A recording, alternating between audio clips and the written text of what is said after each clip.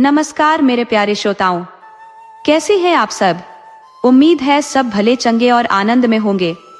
आज मैं आपके लिए एक ऐसी कहानी लेकर आई हूँ जो हमें सिखाती है कि इंसानियत और नेकी का फल कभी न कभी जरूर मिलता है। ये कहानी एक गरीब आदमी की है जिसकी ईमानदारी उसे एक अच्छे सेठ से मिलाती है और फिर उसी की बेटी अपनी हिम्मत और वफादारी के दम पर एक दिन रानी बन जाती है। इस कहानी में आपको भाग्य का खेल, सच्ची सुंदरता का मतलब और धोखे का अंजाम देखने को मिलेगा। तो आइए कहानी शुरू करते हैं। पर कहानी में आगे बढ़ने से पहले आप सबसे विनती है कि हमारे इस छोटे से परिवार ममता हिंदी कहानियां चैनल का हिस्सा बने और चैनल को सब्सक्राइब जरूर कर ले। कहानी पसंद आए तो इसे लाइक करें, अपने दोस्तों के साथ शेयर करें और टिप्पणी में हमें बताएं कि आपको यह कैसी लगी। पुराने जमाने में एक गांव था किशनगढ़, जहां देवा नाम का एक गरीब आदमी रहा करता था। वो बहुत ही गरीब था और गांव के जमींदार के यहाँ काम किया करता था, मगर जालिम जमींदार काम के बदले सिर्फ एक वक्त का भोजन देता था, तो देवा को एक वक्त भूखे रह जाना पड़ता था। जब उससे रहा नहीं गया तो गांव के साहूकार से उधार लेकर एक वक्त का खाना घर में ही बनाने लगा। साहूकार ने भी उधारी इस आधार पर दे दी कि देवा जमींदार के यहाँ काम करता है तो उसे पगार जरूर मिलता होगा और ये पगार मिलते ही मेरी उधारी चुका देगा। तो साहूकार ने देवा को छूट भी दे दी थी कि तुम्हें जिस चीज की जरूरत पड़े ले जाना। तो देवा भी साहूकार से सामान लेता रहा। कोई 3 महीने गुजर गए मगर देवा ने 1 महीने की भी उधारी नहीं चुकाई। तो साहूकार ने आखिर पूछ ही लिया कि अरे देवा, तुम्हें हमारे यहाँ से राशन ले जाते हुए पूरे 3 महीने हो गए और तुमने 1 महीने का भी पैसा नहीं चुकाया। इस तरह कैसे चलेगा? तुम अपनी पगार का क्या करते हो? तब देवा ने बताया कि मालिक, जमींदार साहब, पता नहीं क्यों मुझे पगार ही नहीं दे रहे, कई महीने से रोक कर रखे हैं। मैं गरीब आदमी उनके सामने अपनी जुबान नहीं खोल सकता। आपकी तो उनसे अच्छी बनती है, एक बार इशारा ही कर दीजिए कि वह मेरा पगार वक्त पर दिया करे। साहूकार बोला, अच्छा, मैं तुम्हारी बात जरूर जमींदार साहब से कहूंगा। वैसे भी बड़े आदमी हैं, उन्हें गरीब की मजदूरी रखकर क्या मिलने वाला है। दूसरे दिन ही साहूकार की मुलाकात जमींदार से हो गई। तो साहूकार ने जमींदार का हाल चाल पूछने के बाद देवा की भी बात कह डाली कि जमींदार साहब, देवा की उधारी हमारे यहाँ 4थे महीने में चल रही है, पता नहीं आपका दिया हुआ पगार कहाँ उड़ा देता है। जमींदार बोला, कैसी पगार? मैं उसे कोई पगार नहीं देता। साहूकार बोला, लेकिन जमींदार साहब, वह काम आपके यहाँ ही करता है। तो जमींदार बोला, तो मैं उसे काम के बदले उसी वक्त भोजन दे देता हूँ, बाद के लिए कुछ नहीं रखता। वैसे भी वह खुद से मेरे पास काम करने आता है, मैंने कोई उसे काम पर थोड़े ही रखा है।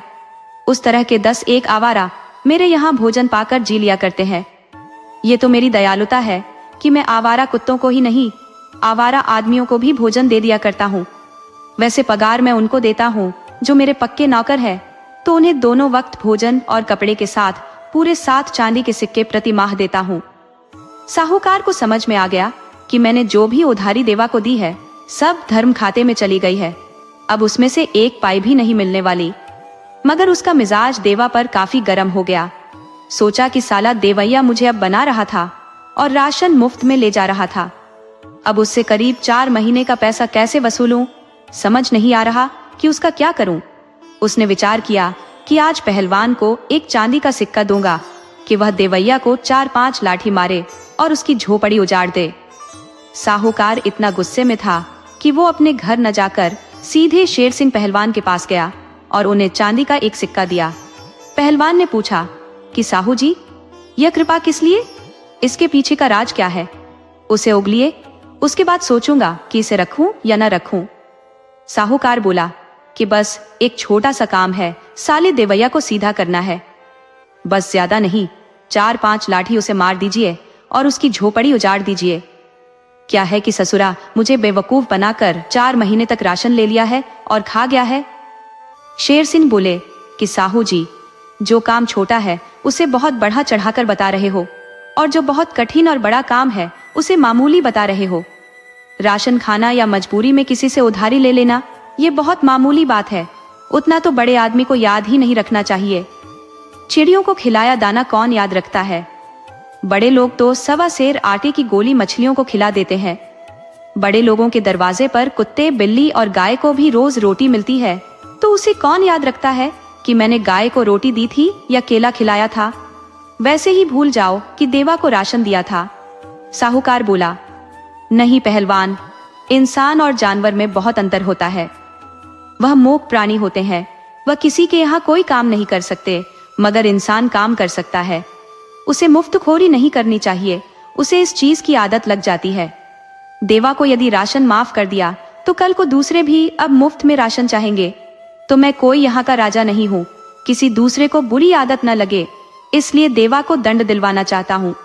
शेर सिंह बोला कि साहू जी, दंड देना राजा का काम है, मेरा नहीं, और मैं न्याय से हटकर कोई काम करूंगा तो एक सिक्के में नहीं, गलत काम के गलत पैसे भी लगते हैं। देवा को एक लाठी मारने का खर्च पूरे 100 सोने की मोहर लूंगा। 5 लाठी मारना है तो उसके 500 लगेंगे, और यदि उसका आसरा उजाड़ना है तो उसके भी 500 लगेंगे। किसी का आसरा उजाड़ना दुनिया के सबसे बुरे कामों में आता है। साहू जी, दुनिया के सबसे बुरे कर्म 5 होते हैं, उसे किसी भी भले आदमी को नहीं करने चाहिए। पहला है किसी की मेहनत की कमाई लूट लेना। दूसरा है कि धोखे से या बहला फुसला कर किसी स्त्री की इज्जत उतार लेना। तीसरा है किसी का आसरा उजाड़ देना या आग लगा देना। चौथा है किसी के ब्याह में बाधा बनना या उसे तुड़वा देना। और 5वां है कि अपनी जीभ के स्वाद के लिए किसी मूक प्राणी की हत्या करना और फिर उसके मुर्दा शरीर को खा जाना। ये 5 कर्मों में लिप्त मनुष्य कभी सुखी नहीं रहता। इस कर्म में लिप्त प्राणी बहुत कष्टमय जीवन जीते हैं, उनकी मृत्यु भी काफी कष्टमय होती है। ये 5 कर्म करने वाले अक्सर अकाल मृत्यु को प्राप्त होते हैं। इसलिए साहू जी, मैं इतना भयंकर अपराध मुफ्त में नहीं कर सकता। साहूकार बोला कि आप पहलवान हो, किसी पर एक आध लाठी घुमाने से कौन सा पाप लग जाता है। मैं कोई देवा को जान से मारने की बात थोड़े ही कर रहा हूं। शेर सिंह बोले कि साहू जी, पहलवानों के दांव पेंच का कोई भरोसा नहीं, लाठी का भी कोई भरोसा नहीं। मरखा बैल कभी कभी अपने मालिक को भी पटक देता है, लाठी का क्या भरोसा। 1-2 सिक्के में तो वह किधर भी घूम सकती है। इसलिए आप अपना यह सिक्का रखो और देवा से अपना पैसा निकालने का कोई दूसरा रास्ता तलाशो। साहूकार घर आ गया और सोचा कि पहलवान तो देवैया को मारेगा नहीं, तो मैं ही उसे 3-4 लाठी मार देता हूँ। साहूकार ने एक लाठी घर के अंदर छिपाकर रखी थी। वो लाठी निकालने घर के अंदर गया और लाठी निकाल ली। तभी उस पर उसकी पत्नी की नजर पड़ गई। वो बोली कि साहू जी, आप लाठी का क्या करोगे? क्या किसी से कोई झगड़ा हो गया है? यदि झगड़ा हो भी गया है तब भी आपको किसी से लड़ना नहीं चाहिए। आप साहूकार हो, साहूकार से सहनशील दूसरा कोई नहीं होता। सबसे सफल साहूकार वही होता है जो अपने दुश्मन को भी मित्र बना ले। सफल व्यापारी वही होता है जो आम तो आम, गुठली से भी दाम निकाल ले। आप ये बताओ, लाठी किस लिए ले जा रहे हो? साहूकार बोला कि भाग्यवान, जब तुम बोलने लगती हो तो फिर किसी को बोलने का मौका ही नहीं देती हो। अरे, ये लाठी मैं देवैया को मारने के लिए ले जा रहा हूँ। वो बदमाश मुझे बेवकूफ बनाया है और 3-4 महीने तक मुफ्त में राशन लेकर जाता रहा है। मैं सोच रहा था कि वो जमींदार के यहाँ पगार पर काम करता है, जब जमींदार पगार देगा तो मुझे पैसा दे देगा।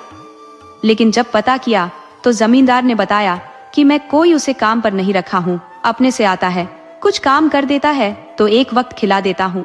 साहूकार पत्नी से बोला कि अब साले के पास है क्या कि उससे वसूल करूं? तब पत्नी बोली कि आप दिमाग से काम लो, उसको मारने पीटने और लड़ाई से अच्छा है कि उससे काम ले लो। आप अपना पैसा देवा से सूद सहित वसूल सकते हो, मगर प्यार से, मारपीट से तो कुछ हासिल नहीं होगा। उसे अपने पास नौकर रख लो। जब जमींदार एक वक्त भोजन देता है तो आप उसे दोनों वक्त भोजन दो, वस्त्र भी दो, 5-6 महीने बाद उसे कुछ पगार भी दो। फिर वह आपका साथ अपने सगे भाई की तरह देगा। ये लाठी डंडा घर के अंदर रखो और जब देवा आपके पास आता है तो उसे प्यार से समझाओ कि वह इधर उधर न भटके, वह आपके पास ही काम करे, उसे बदले में दोनों वक्त भोजन मिल जाया करेगा। साहूकार बोला कि ठीक है भाग्यवान, तुम्हारी ही बात सही है, मैं उससे मुलायम तरीके से ही पेश आता हूँ। साहूकार दुकान में चला गया तो शाम के वक्त देवा साहूकार के पास आया और बोला कि साहूकार जी, मुझे राशन दे दीजिए। तो साहूकार बोला कि तुम क्या रोज परेशान रहते हो, एक वक्त के भोजन के लिए जमींदार की बेगारी करते हो, जबकि जमींदार तुमसे काम तो बहुत ज्यादा लेता है मगर भोजन सिर्फ एक वक्त का देता है। तुम मेरे पास रहो, दोनों वक्त भोजन दूंगा, वस्त्र भी दूंगा तथा काम भी बहुत कम लूंगा। देवा बोला कि साहूकार जी, यह तो मेरे पर बड़ा उपकार होगा, आप मुझे अपने पास ही रखे। मैं तो कब से सोच रहा था मगर आपसे कह नहीं पा रहा था, मगर मेरी मुराद आपने पूरी कर दी है, आप मुझे आज से ही अपने पास रखो। साहूकार बोला, हाँ, तुम आज से ही मेरे पास रहो। बाहर गाय बंधी है, उसका दूध निकाल दो। आज तो खुद मेरी पत्नी ने उसको चारा डाल दिया है, कल सुबह से चारा डाल देना। बस मेरी एक गाय को देखना है और कभी कभी मेरे साथ बाजार से सामान लाना है और मेरे पास कोई फावड़ा नहीं चलाना है। बहुत आराम का काम है, तुम अपना घर समझकर मेरे साथ काम करो। देवा बोला, साहू जी, मैं आपको कभी शिकायत का मौका नहीं दूंगा। मैंने जिंदगी में बहुत दुख झेले हैं मगर आपकी कृपा से मुझे अब सुख मिल जाएगा। इस तरह मन लगाकर देवा साहूकार के यहाँ काम करने लगा। साहूकार की स्त्री बहुत दयालु थी, वो देवा को भरपेट भोजन दोनों वक्त दे देती थी। कुछ समय बाद स्त्री ने साहूकार से कहा कि देखिए, किसी से भी मुफ्त में काम नहीं लेना चाहिए, कोई देखे या ना देखे, मगर भगवान सब देखते हैं, सब समझते हैं, इसलिए आप बिना देर किए देवा को पगार देना शुरू कर दीजिए। साहूकार ने पत्नी की बात मानकर 30 चांदी का सिक्का प्रतिमाह देवा को तय कर दिया। साहूकार देवा को 30 सिक्के हर महीने दे देता तो देवा अब उसे कहाँ रखता। उसने बहुत सोच विचार कर पैसा साहूकार की पत्नी के पास जमा कर दिया। इस तरह 1 साल गुजर गया। साहूकार की पत्नी को अपने मायके जाना हुआ तो साहूकार बोला कि देखो भाग्यवान, मेरे पास तो वक्त नहीं है, तुम देवा को साथ लेकर चली जाओ। साहूकार की पत्नी मायके चली गई। वह 1 सप्ताह तक मायके में रही, मगर वह एक बात से काफी दुखी थी कि उसके पिता के घर रह रही नौकरानी अब नहीं रही थी। अब उसकी बेटी थी जो नौकरानी बनकर रह रही थी। मगर साहूकार की पत्नी ने देखा कि वो अकेले में छिप छिप कर रोती रहती थी। आखिर साहूकार की पत्नी ने पूछ ही लिया कि तुम इस तरह अकेले में रोती क्यों हो। तो उस लड़की ने बताया कि मेरी माँ ही नहीं और मेरा दूर दूर तक कोई नहीं है। किसी दिन साहू जी मुझे इस नौकरी से हटा देंगे तो मेरा क्या होगा, यही सोचकर मुझे रोना आ जाता है। साहूकार की पत्नी ने सोचा कि जब इसका कोई नहीं है तो इसका ब्याह कौन कराएगा।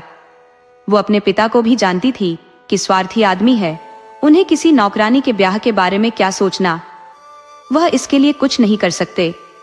तो साहूकार की पत्नी ने बड़ा निर्णय ले लिया कि वह इस नौकरानी का ब्याह देवा से करा देगी। देवा का घर बस जाएगा और इस गरीब बेसहारा लड़की को सहारा मिल जाएगा। इस बात का जिक्र उसने अपने पिता से भी नहीं किया, न ही देवा को बताया, मगर उस लड़की को बता दी कि तुम तैयार रहो, तुम्हें मेरे साथ हमेशा के लिए चलना है। ये मेरे साथ आया हुआ मेरा नौकर है, मगर है मेरे परिवार के सदस्य जैसा, बहुत भला आदमी है। मैं तेरा ब्याह इस लड़के से करा दूंगी, मगर अभी यह बात यहाँ किसी से मत बताना। मैं यहाँ से तुझे निकालने की कोई तरकीब सोचती हूँ। जब साहूकार की पत्नी अपने घर के लिए लौटने लगी तो पिता और माँ से बोली कि मैं आपकी नौकरानी कमला को 1 सप्ताह के लिए साथ ले जाना चाहती हूँ।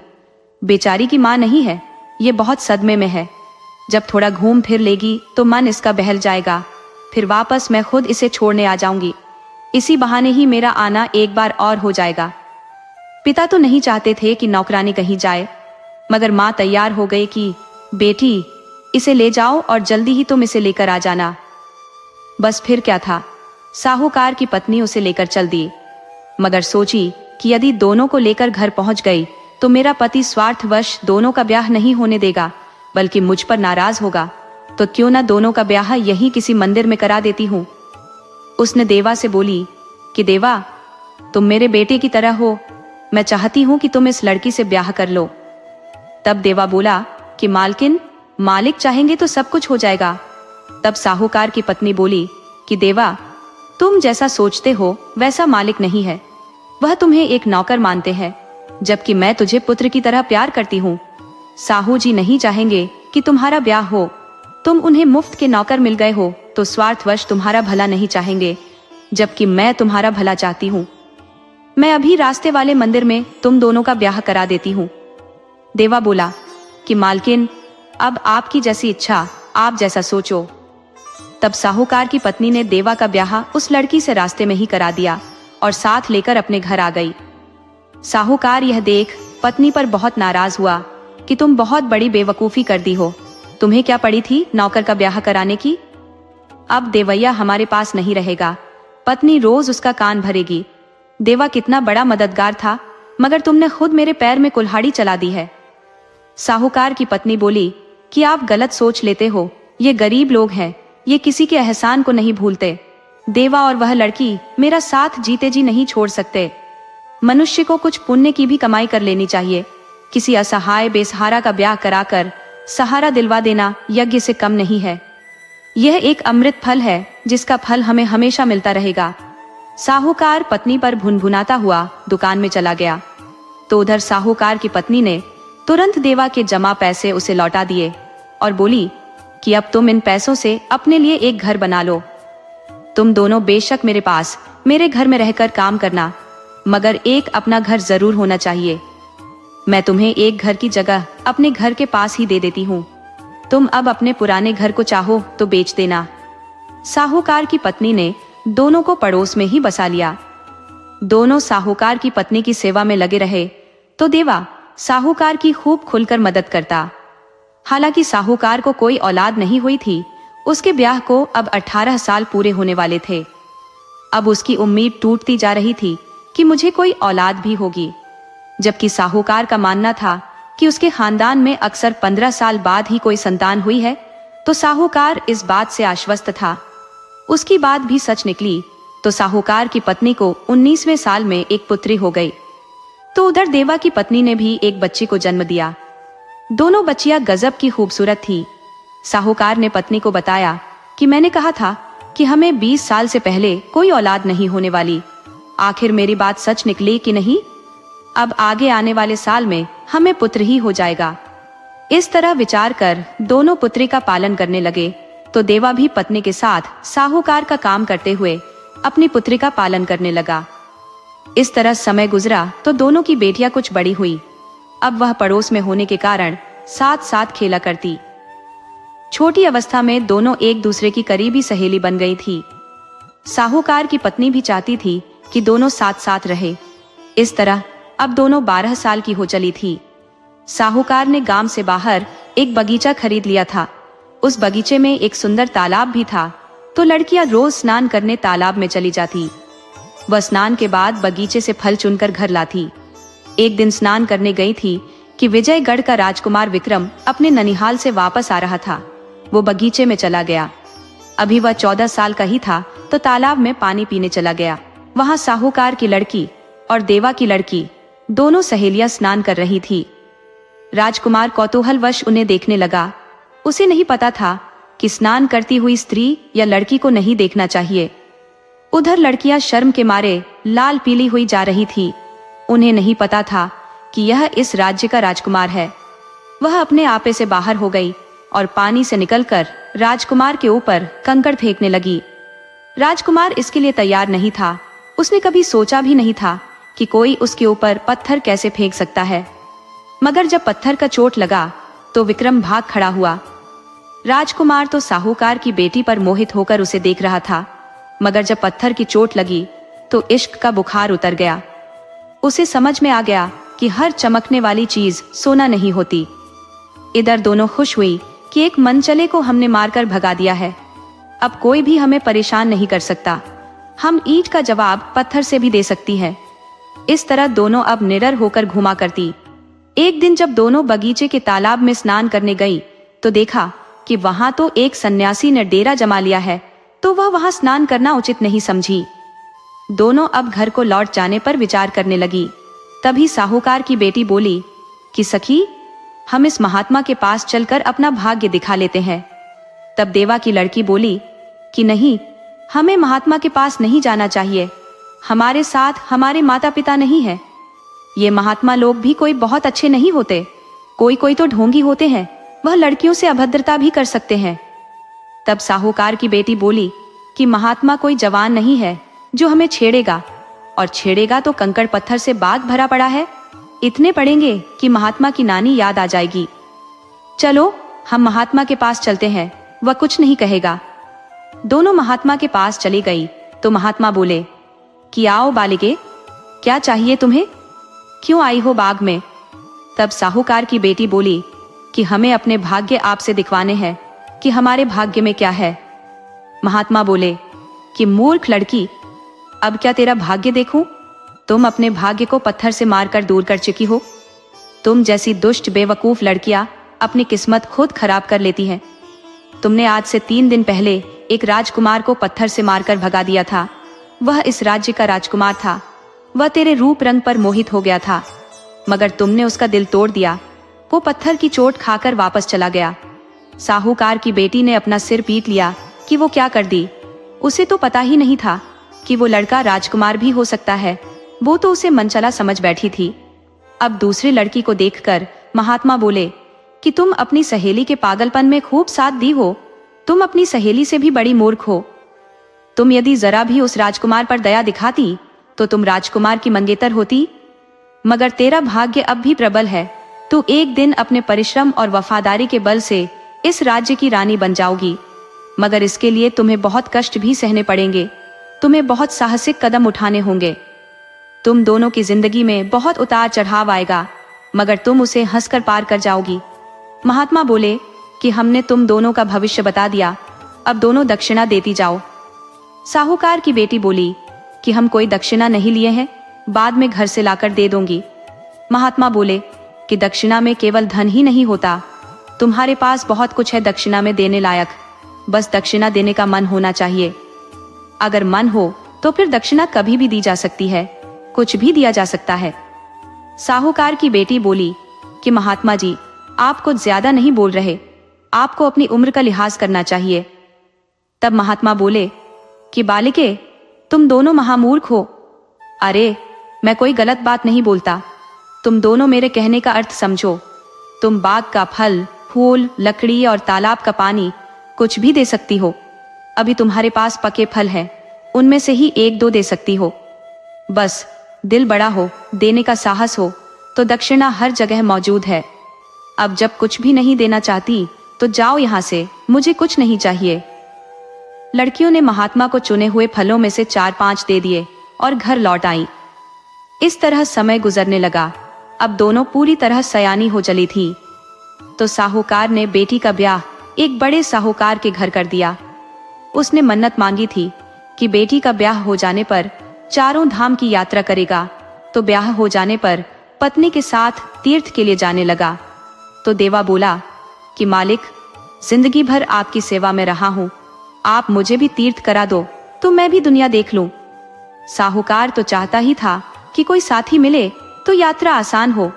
वो बोला कि देवा, तुम पत्नी के साथ तैयार हो जाओ, हम साथ चलेंगे। बेटी को यहीं घर की देखरेख में छोड़ दो, मैं अपनी बेटी और दामाद को यहीं बुला लेता हूँ। साहूकार ने अपने दामाद को सूचना दे दी कि वह बेटी के साथ आकर 3-4 महीने यहीं मेरे कारोबार को संभाले। साहूकार देवा के साथ यात्रा पर निकल गया। साथ में दोनों की पत्नियां थी। उधर साहूकार का दामाद पत्नी को साथ नहीं लाया, वह अकेले आ गया। तो देवा की लड़की थोड़ा असहज हुई कि उसके साथ कैसे रह सकती है, मगर वह तो खुश था कि मैं अब इसके साथ भी पत्नी की तरह रह सकूंगा। रात में भोजन के बाद तो वह अपने असली रूप में आ गया। लड़की ने मना किया कि तुम इस घर के मेहमान हो, तुम्हें कोई गलत हरकत नहीं करनी चाहिए। मगर उस पर तो इश्क का भूत सवार था। तो लड़की भी देख ली कि नहीं मानेगा, इसका भूत उतारना पड़ेगा। तो उसने बेलन से उसकी धुनाई करने लगी और मारकर अधमरा कर दिया। उसे लगा कि मैंने कुछ ज्यादा ही मेहमान का स्वागत कर दिया है, शायद अब यह मर जाएगा। तो वह डर गई और घर छोड़कर रात में ही जंगल में भाग गई। जंगल में चंद्रनगर की राजकुमारी आई हुई थी। उसने रात में जंगल में डेरा जमा लिया था। देवा की लड़की भागती हुई उसी स्थान पर पहुंच गई। तब राजकुमारी उसे अपने पास बुला ली और इतनी रात में अकेले आने का कारण पूछा। तो लड़की ने उसे सच बता दिया। तो राजकुमारी बोली कि तुम मेरे साथ रहो, मैं तुम्हें अपनी दासी बना लेती हूँ। राजकुमारी बोली कि मेरा नाम रूपमती है, मैं चंद्रनगर की राजकुमारी हूँ, तुम मेरे साथ रहना, मगर अंधी बनकर। मैं क्या करती हूँ, किससे मिलती हूँ, इससे तुम्हें कोई मतलब नहीं होना चाहिए। लड़की बोली कि राजकुमारी, मेरा नाम पार्वती है, मैं आपकी दासी हूँ, मालकिन नहीं।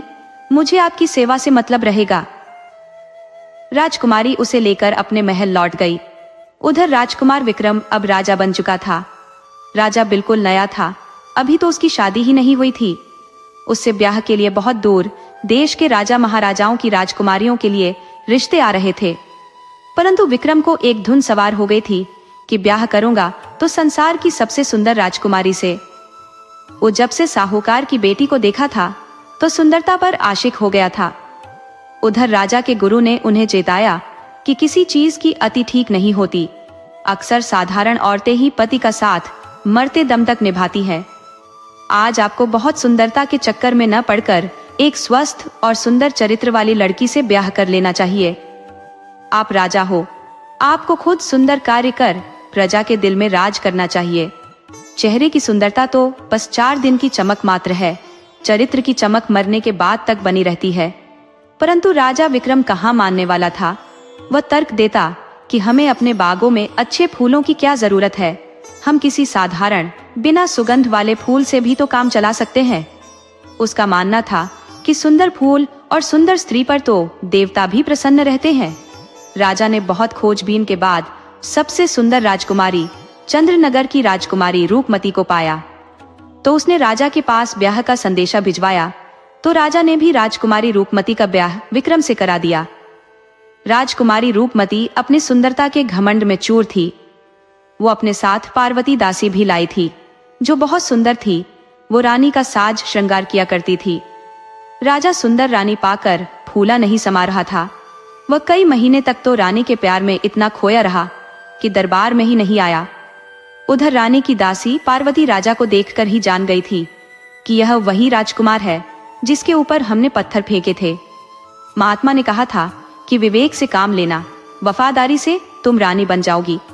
तो वह राजा के व्यक्तित्व से काफी प्रभावित थी।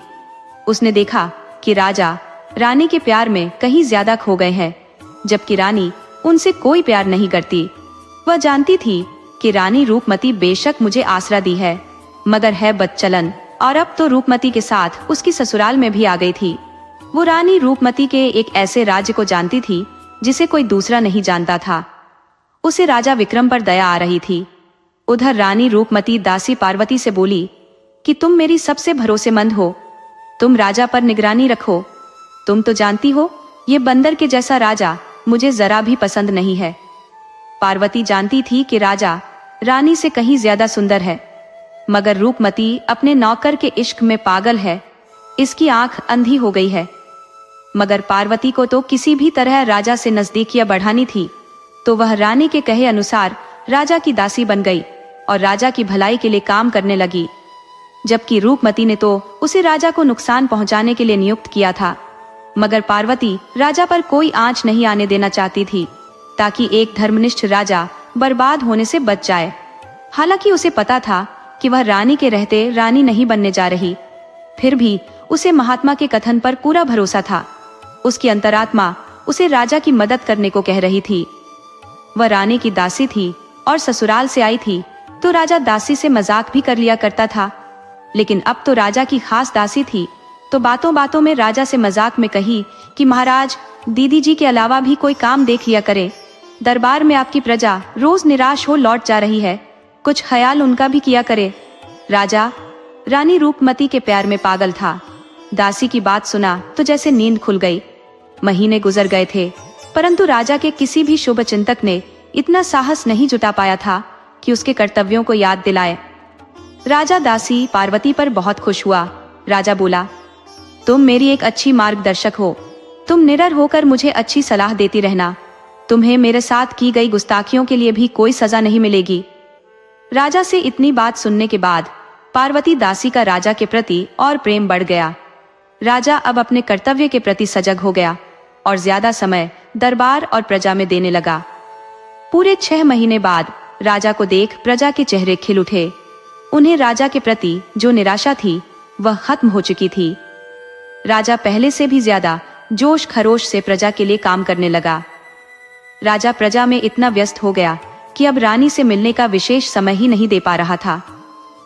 पहले तो रोज घंटों रानी की खूब प्रशंसा किया करता था, उनके लिए प्रेम के गीत पढ़ा करता था, परंतु राज दरबार में व्यस्तता के कारण रानी की प्रशंसा तो दूर, उसके लिए समय नहीं निकाल पा रहा था। वही रानी रूपमती की एक बुरी आदत थी कि उसे हर हाल में एक पुरुष का साथ चाहिए था। वो पर पुरुषगामी भी थी, मगर यहाँ उसे कोई नहीं मिल पा रहा था। राजा भी अब उसे कम समय दे पा रहा था। ये बात पार्वती अपनी आंखों से देख चुकी थी, परंतु वह राजा से कहे तो कैसे कहे। उसने एक दिन इशारे में राजा से कहा कि बिना प्यार के स्त्री बिगड़ने लगती है और बिना फेरे घोड़े बिगड़ जाते हैं, अतः आपको इन बातों का ख्याल रखना चाहिए। राजा ने दासी की बातों को सिर्फ मजाक में लिया। उधर जब रानी ने देखा कि राजा उसके प्रति उदासीन होता जा रहा है, न तो कोई तारीफ करता है और न ही प्यार करता है, और अब उसका प्रेमी भी यहाँ नहीं मिल सकता, किसी दूसरे पुरुष का साथ नहीं मिल सकता, तो उसने नाटक करना शुरू कर दिया। वह बीमार रहने लगी। राजा पहले तो इस बात को हल्के में लिया और राज्य वैद्य को उपचार के लिए लगा दिया, परंतु रानी बीमार हो तब तो ठीक हो, वह तो नकली रोगी थी, उसको तो प्रेम का रोग था।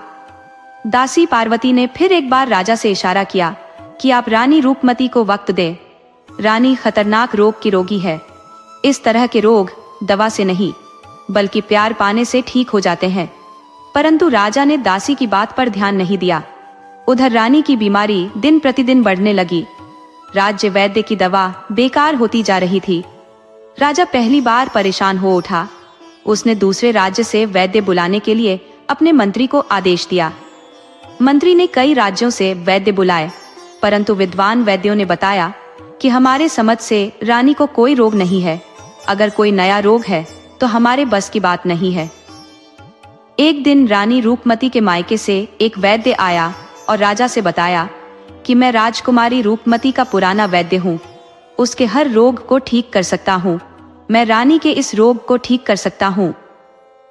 पार्वती दासी उसे देखते ही घबरा गई कि यह तो रानी रूपमती का प्रेमी है, मायके में खुल्लम खुल्ला राजकुमारी से मिला करता था, यह वैद्य कब से बन गया? अवश्य ही रानी ने इसे अपनी आग बुझाने के लिए बुलाया है। शायद राजा विक्रम के साथ कोई अनहोनी घटना घटने वाली है। पार्वती अभी सिर्फ एक दासी थी, वह राजा और रानी के मामले में हस्तक्षेप नहीं कर सकती थी और न ही सच्चाई उजागर कर सकती थी।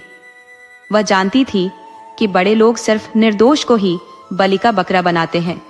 रानी रूपमती जरा सी गलती पर फांसी चढ़वा सकती है, मगर पार्वती भयभीत रहते हुए राजा के प्रति वफादार थी। शाम में वैद्य बने रानी के प्रेमी ने कहा कि महाराज, रानी जी की स्थिति ठीक नहीं है, उन्हें ठीक से इलाज की जरूरत है, 1 हफ्ते तक हमें रानी के साथ ही रहना होगा। राजा बोला, आप 1 महीने तक रानी के साथ रहो, परंतु रानी को ठीक कर दीजिए। नकली वैद्य यही तो चाहता था, उसे तो बिन मांगे मुराद मिल गई। रात के समय राजा की सेवा करते वक्त दासी पार्वती बोली कि महाराज, रानी के पास किसी अनजान व्यक्ति को रहने की अनुमति देकर आपने अच्छा नहीं किया। राजा बोला, इसमें कोई बुराई नहीं है, रानी बीमार है, उसे वैद्य की आवश्यकता है, और वैद्य से किसी बीमार को क्या खतरा हो सकता है?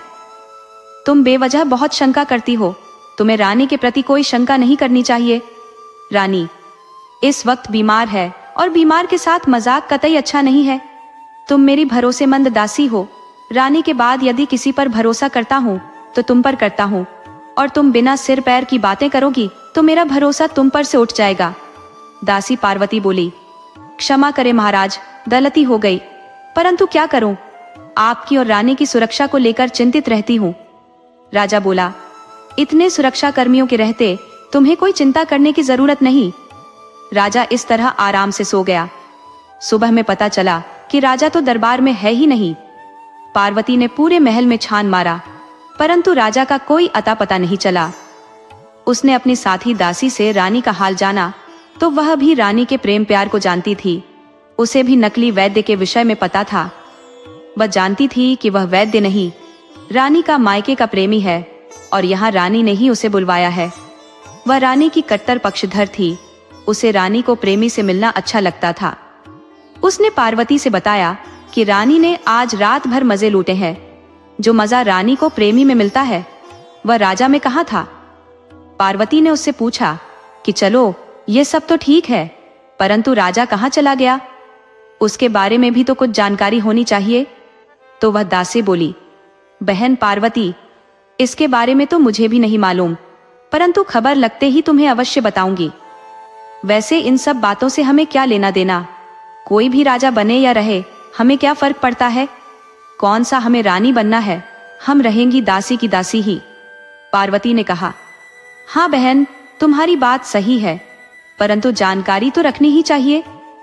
पार्वती ने राजा से इस कदर लगाव लगा लिया था, उसे राजा से प्यार हो गया था, परंतु दासी थी तो प्रेम का इजहार नहीं की थी। अब राजा ही गायब हो चुका था। वह जानती थी कि इसमें रानी और उसके प्रेमी का हाथ है। इधर मंत्री से लेकर सेनापति तक सभी परेशान थे। ताज्जुब की बात यह थी कि 1 महीने से बीमार रानी ठीक हो चुकी थी, जैसे उसे कुछ हुआ ही न हो। उसने राजा की गैर मौजूदगी में खुद राज चलाने का ऐलान कर दिया। रूपमती राजा के सिंहासन पर जा बैठी। इससे राजा के दरबारी, मंत्री, सेनापति और राजगुरु को भी दाल में कुछ काला नजर आया, मगर सभी फूंक फूंक कर कदम रख रहे थे। राज दरबार में ऐसा सन्नाटा कभी देखने को नहीं मिला था। रानी रूपमती राजा गद्दी पर बैठने के बाद भी राजा की खोज का कोई ऐलान नहीं किया, न ही किसी सैनिक या मंत्री को खोज के लिए भेजा। राज दरबारी रानी के व्यवहार से काफी दंग थे, मगर पार्वती दासी की तो हालत ही खराब हो चली थी। वह राजा के लिए काफी व्याकुल थी। इधर रानी ने छठे दिन ही अपने प्रेमी से ब्याह करने का ऐलान कर दिया। दबे सुर से रानी का विरोध भी होने लगा कि यह राजगद्दी राजा विक्रम की है, और जब तक यह पता नहीं चल जाता कि राजा कहाँ है, जीवित है या मर चुके हैं, तब तक न तो किसी को गद्दी पर बैठने का अधिकार है और न रानी को किसी से ब्याह का अधिकार है। ब्याह कर लेने से तो रानी वैसे ही इस राजगद्दी की हकदार नहीं रह जाएगी, उसे अपने पति के साथ जाना होगा। इधर रानी की खास दासी ने पार्वती दासी से बताया कि मैंने रानी और उसके प्रेमी को रात में बात करते सुना है कि दोनों ने अपने खास बदमाशों की मदद से राजा को बेहोश कर फिर लकड़ी के बक्से में बंद कर नदी में बहा दिया है। अब तक तो राजा पानी में डूबकर मर गया होगा। पार्वती ने रात में सोच लिया कि वह राजा का पता लगाकर रहेगी। बक्से में बहाए गए लोगों में शायद ही कोई मरता है, क्योंकि अक्सर लोग नदी में स्नान करने, पानी लेने आते रहते हैं। बक्से पर नजर पड़ते ही वह बाहर निकाल देते हैं। लोगों को उम्मीद रहती है कि इसमें धन है। पार्वती दासी की अंतरात्मा कह रही थी कि राजा जिंदा है। वह रात में ही राजा का पता लगाने के लिए निकल पड़ी। वह नदी के किनारे किनारे 2 दिन तक चलती रही, आसपास के लोगों से पता लगाती रही, परंतु उसे राजा का कोई सुराग नहीं मिला। तीसरे दिन वो आगे बढ़ रही थी कि उसे नदी किनारे लकड़ी का बक्सा मिला जो टूटा हुआ था। देखने से लग रहा था कि अभी हाल का ही तोड़ा गया है। पार्वती दासी को लगा कि अब हमारी मंजिल नजदीक है, अवश्य ही राजा कहीं आस पास ही है। वो ढूंढते ढूंढते एक गाय के चरवाहे के पास गई और उससे बक्से और उसमें के आदमी के बारे में पूछा। तो चरवाहे ने बताया कि मैंने ही नदी में बहते बक्से को पाया है और उसमें एक आदमी मिला है। वो अब हमारे कब्जे में है, वह अब मेरा गुलाम है। उसे छोड़ने के लिए पैसे लूंगा, तब उसे आजाद करूंगा। क्या वह तुम्हारा पति है? पार्वती बोली, पहले मुझे दिखाओ तो सही, तभी तो पहचान करूंगी कि मेरा पति है कि नहीं है। चरवाहे ने राजा को एक पेड़ से बांध कर रखा था। उसे क्या पता था कि बक्से में बंद आदमी यहाँ का राजा है। पार्वती ने जब राजा को पेड़ में बंधा देखा, चरवाहा बोला, देखो तो यही तुम्हारा पति है। पार्वती बोली, हाँ भैया यही है, परंतु तुम इसे बांधकर क्यों रखे हो? चरवाहा बोला, पहले तुम बताओ कि इसे बक्से में बंद कर पानी में क्यों बहाई थी? पार्वती बोली, भैया इसे मैंने नहीं, चोरों ने बहा दिया था। मैं तो इन्हें कई दिनों से ढूंढ रही थी, अब आप इन्हें आजाद कर दो। चरवाहे ने राजा को बंधन से मुक्त कर दिया और पार्वती से बोला कि तुमने मुझे भाई कहा है तो मेरी इन गायों में से कोई एक गाय लेती जाओ, हम अपनी बहन बेटी को खाली हाथ विदा नहीं करते। पार्वती बोली, भैया मैं गाय का क्या करूंगी, तुम मेरे से कुछ उपहार ले लो। उसने अपने हाथ के कंगन उतारते हुए बोली, लो भैया इसे मेरी भाभी को दे देना, अब इनकार मत करना, इसे रख लो, फिर कभी आऊंगी तो तुम मुझे विदाई में जो इच्छा हो दे देना। पार्वती राजा को साथ लेकर राज दरबार के लिए चल पड़ी। उसने रानी का सारा प्लान, मायके की प्रेम कहानी और वैद्य बने प्रेमी के सारे किस्से कह सुनाए। उसने राजा को बताया कि मैं दासी होते हुए भी आपको कई बार आगाह किया था, परंतु आपने मेरी बातों को सिर्फ मजाक समझा। राजा पहले ही जान चुका था कि रानी ने ही उसके साथ छल किया है और यह पार्वती दासी मुझसे बेइंतहा प्रेम करती है, तभी तो अपनी जान की परवाह किए बगैर अकेली बिना कुछ खाए पिए मुझे ढूंढती रही। उसे अपने राजगुरु की बात याद आ रही थी कि ब्याह से पहले राजगुरु ने कहा था कि चेहरे की सुंदरता पर मत जाओ, स्त्री के चरित्र की सुंदरता पर जाओ। राजा ने मन में ठान लिया कि यह नौकरानी अब मेरी रानी बनने के योग्य है। वह महल लौट आया। उसके महल लौटते ही सारे दरबारी खुश हो उठे, मगर रानी और उसके चहेते नए पति की हालत खराब हो रही थी। राजा ने उन्हें तुरंत गिरफ्तार कर लेने का आदेश दिया। सैनिकों ने रानी के साथ उसके प्रेमी को गिरफ्तार कर लिया। राजा ने दरबार में घोषणा की कि आज से मेरी नई रानी पार्वती है। इसके जैसी वफादार स्त्री मेरे लिए दूसरी हो ही नहीं सकती। मैं खूबसूरती पर कायल हो गया था, परंतु इस सांवली सी दुबली पतली स्त्री ने मेरे लिए क्या नहीं किया। इसके उपकार तले तो मैं जिंदगी भर दबा रहता, परंतु इसे महारानी बनाकर मैंने कुछ हद तक बदला चुका दिया है। राजा ने अपने राजगुरु से क्षमा मांगी। उन्होंने पहले ही राजा को आगाह कर दिया था कि अति हर चीज की बुरी होती है। राजा ने रानी और उसके प्रेमी को जिंदगी भर के लिए सजा, जेल में आटा पीसने और कैदियों को भोजन बनाने का काम दे दिया और यह भी सजा सुना दी कि दोनों अब एक दूसरे का मुंह जिंदगी में कभी नहीं देखेंगे। ऐसा करते पकड़े जाने पर दोनों को उसी दिन फांसी दे दी जाएगी। पार्वती ने राजा से बताया कि महाराज, आप मेरे से पहले भी मिल चुके हो। याद करिए, कभी आपके ऊपर 2 लड़कियों ने कंकड़ फेंका था, उन्हीं में से मैं दूसरी वाली हूँ। राजा बहुत खुश हुआ, बोला कि उस वक्त मैं दोनों में से किसी एक को रानी बनाना चाहता था, मगर कोई बात नहीं, किस्मत ने हमें मिला दिया। इस तरह राजा रानी साथ रहने लगे। कहानी से सीख, सच्चा सौंदर्य चेहरे में नहीं चरित्र में होता है। किस्मत के लिखे को कोई नहीं टाल सकता और नेकी और वफादारी का फल देर से ही सही पर मिलता जरूर है।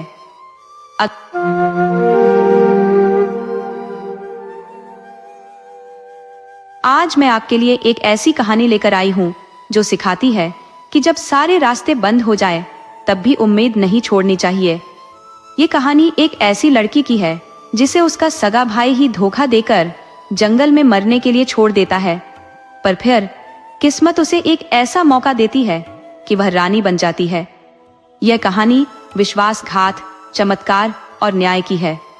तो आइए कहानी शुरू करते हैं। बहुत पुराने समय की बात है। सोनपुर नाम का एक छोटा सा गांव था, जहां माधव नाम का एक निर्धन किसान रहता था। उसके पास अपनी कोई जमीन नहीं थी, तो वह दूसरे का खेत पट्टे पर लेकर खेती किया करता था। उसे किसी तरह ही गुजारा हो पाता था। खेती के लिए सिंचाई का कोई साधन नहीं था, तो कभी कभी उसे सूखे की मार भी झेलनी पड़ती थी, तो कभी ज्यादा बारिश उसकी फसल को बाढ़ में बहा ले जाती थी। बहुत कठिनाइयों से उसकी अपनी जिंदगी गुजर रही थी। बहुत मुश्किल हालात में होने की वजह से वह अपनी जीवन की जरूरी जरूरतों को भी भूल गया था। उसकी उम्र धीरे धीरे निकलती जा रही थी, मगर उसे याद ही नहीं रहा कि उसे ब्याह करना है, उसे अपना घर भी बसाना है। धीरे धीरे वह 30 की उम्र पार कर गया, मगर उतना नहीं कमा पाया कि एक अच्छा घर बना सके और कुछ पैसे इकट्ठा कर कुछ बचत कर सके। एक दिन गांव की एक बुजुर्ग महिला ने उसे याद दिलाया कि कब तक 2 रोटी के जुगाड़ में अपनी हड्डियां पत्थरों पर घिसते रहोगे। पट्टे की जमीन तुझे बर्बाद करके रख देगी। तुम पट्टे पर खेती करने के बजाय मजदूरी कर लो या कोई दूसरा रोजगार कर लो। तुम्हें कुछ खबर भी है कि अधेड़ हो चले हो और अब तक कुंवारे हो। तुम गांव के दूसरे लोगों को देखकर भी तो कोई काम कर सकते हो। लट्टू को ही देख लो, वह कोई खेती नहीं करता, कोई मजदूरी भी नहीं करता। वह रामापुर के मंदिर के पास फूल बेचता है और फूल बेचने से ही उसके खर्चे निकल आते हैं। गांव का कतवारू बताशा बनाकर रामापुर में बेचता है। वह बताशा बेचकर परिवार के 8 आदमियों का खर्च चला लेता है। देखो, आदमी को एक ही धंधे पर नहीं बैठे रहना चाहिए। नहीं चला तो धंधा बदलो, काम करने का तरीका बदलो।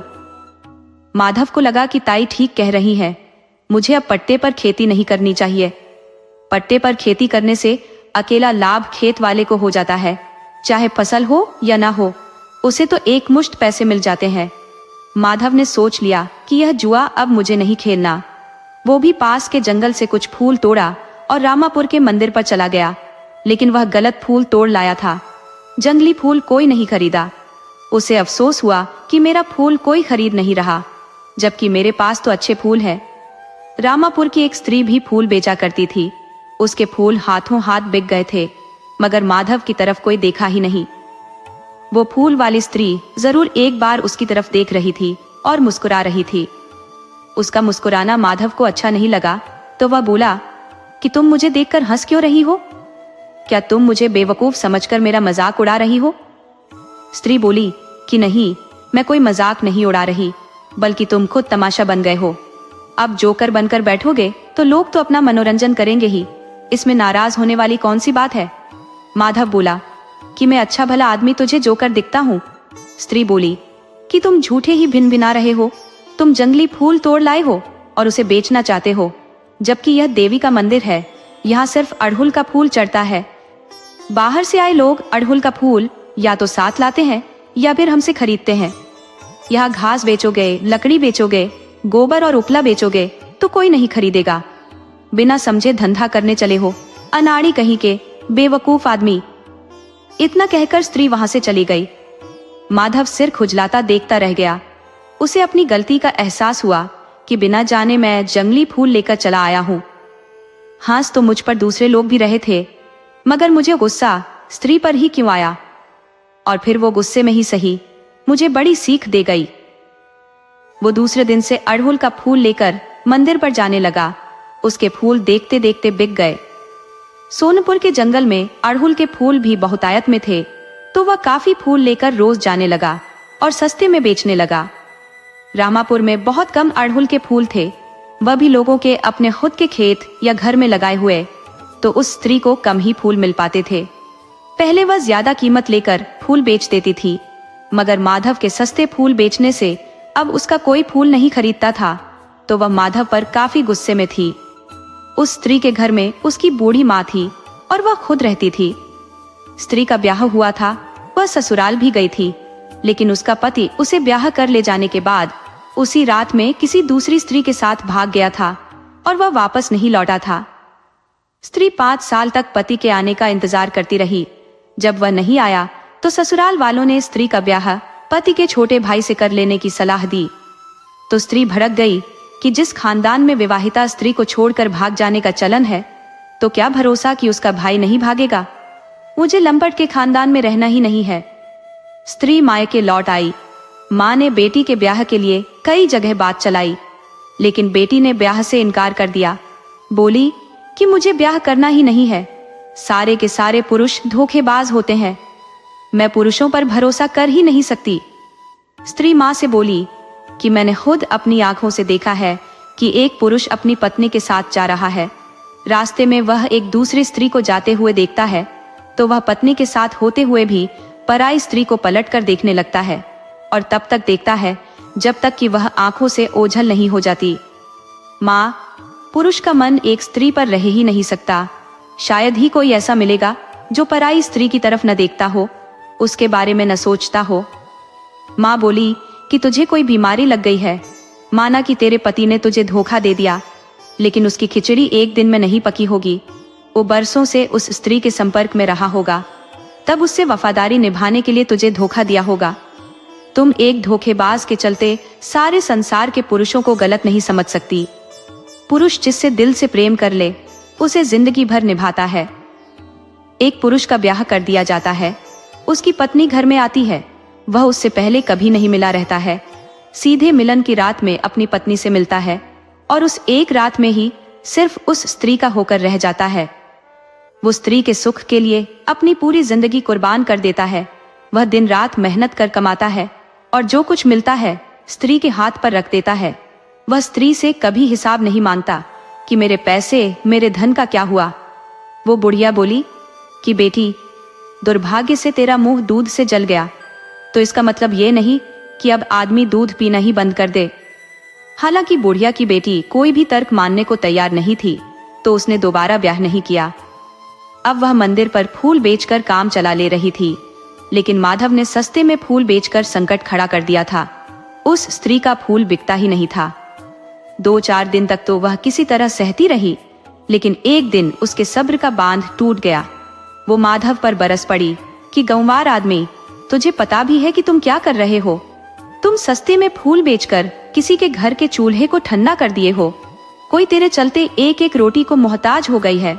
माधव बोला कि मैंने तो ऐसा कुछ नहीं किया, तुम झूठे ही मुझ पर बेमौसम बरसात की तरह बरस रही हो। स्त्री बोली कि तुम पुरुष हो, किसी स्त्री के दर्द को तुम क्या जानो? तुम में और बंदर में कोई फर्क नहीं है। माधव बोला कि तुम कुतिया की तरह भौंकने के बजाय सीधी तरह बताओ कि क्या हुआ है। मेरे चलते कौन भूखा रह जा रहा है? अगर ऐसा है तो मैं इस काम को करूंगा ही नहीं। मुझे उस पैसे की जरूरत ही नहीं कि किसी का रोजगार बंद करा दे। स्त्री बोली कि तुम इतने बड़े बेवकूफ हो, मैं नहीं जानती थी। अरे तुम रोज देख रहे हो कि मेरे फूल तुम्हारे चलते नहीं बिक रहे। मेरी रोजी रोटी इसी पर निर्भर है, फिर भी तेरी आंख नहीं देख रही। माधव बोला कि तुम्हें लगता है कि मैंने तुम्हारा धंधा बंद कर दिया है, तो तुम यह फूल के पैसे ले लो और फिर मैं कल से यहाँ नहीं आऊंगा। स्त्री बोली कि मैं खुद की मेहनत की खाती हूँ, खैरात में मुझे कुछ नहीं चाहिए। तुम अपना रोजगार मेरे लिए क्यों बंद करोगे? लेकिन मैं कहूंगी कि रोजगार कायदे से करो, सबका भला हो, किसी का रोजगार बंद न हो। माधव वहां से घर आ गया और फिर दूसरे दिन मंदिर पर फूल लेकर नहीं गया। वो स्त्री आई तो उसके फूल बिक गए। वो 3-4 दिन तक आती रही और आते ही उसके फूल बिक जाते थे। उसे ख्याल आया कि मैं अपनी भलाई के लिए दूसरे का रोजगार बंद करा दी। वह आदमी कितना भला था, मेरे खातिर अपना रोजगार ही बंद कर दिया।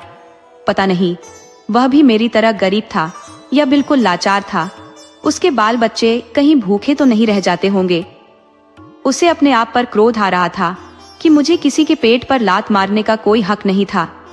आमतौर पर वह पुरुषों से काफी जलती थी, मगर माधव पर उसे दया आने लगी थी। वह सोच रही थी कि कहीं मिल गया तो उससे माफी मांग लेगी। इस तरह महीने गुजर गए। माधव मंदिर पर फिर दोबारा नहीं गया। उधर स्त्री की माँ बीमार हो गई तो बेटी से बोली कि बेटी पार्वती, मैं अब बूढ़ी हो चली हूँ, मेरा अब कोई भरोसा नहीं, किसी भी वक्त आंख बंद हो सकती है।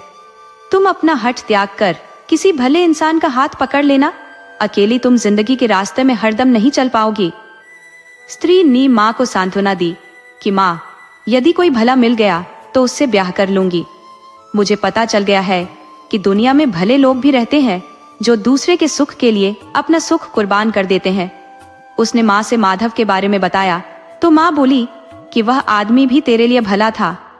तब पार्वती बोली कि माँ, वह विवाहित भी तो हो सकता है। तब माँ बोली कि नहीं बेटी, वह विवाहित नहीं था। अगर विवाहित होता तो वह कभी अपना रोजगार बंद नहीं करता। उसे तेरी नहीं, अपनी पत्नी और बच्चे की फिक्र होती। किसी के मरने जीने से उसे मतलब नहीं होता। वह एक भला आदमी है। अगर कहीं जिंदगी में दोबारा मिल जाए तो उससे ब्याह कर लेना।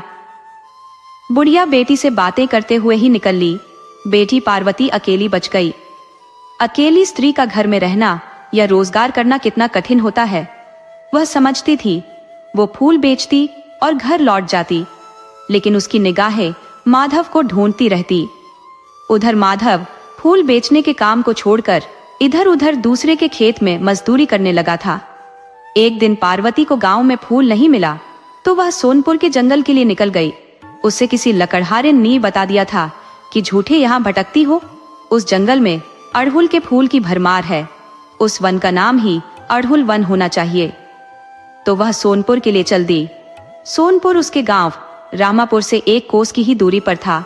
तो सुबह के वक्त निकलेगी तो वह समय से फूल लेकर मंदिर पर आ जाएगी।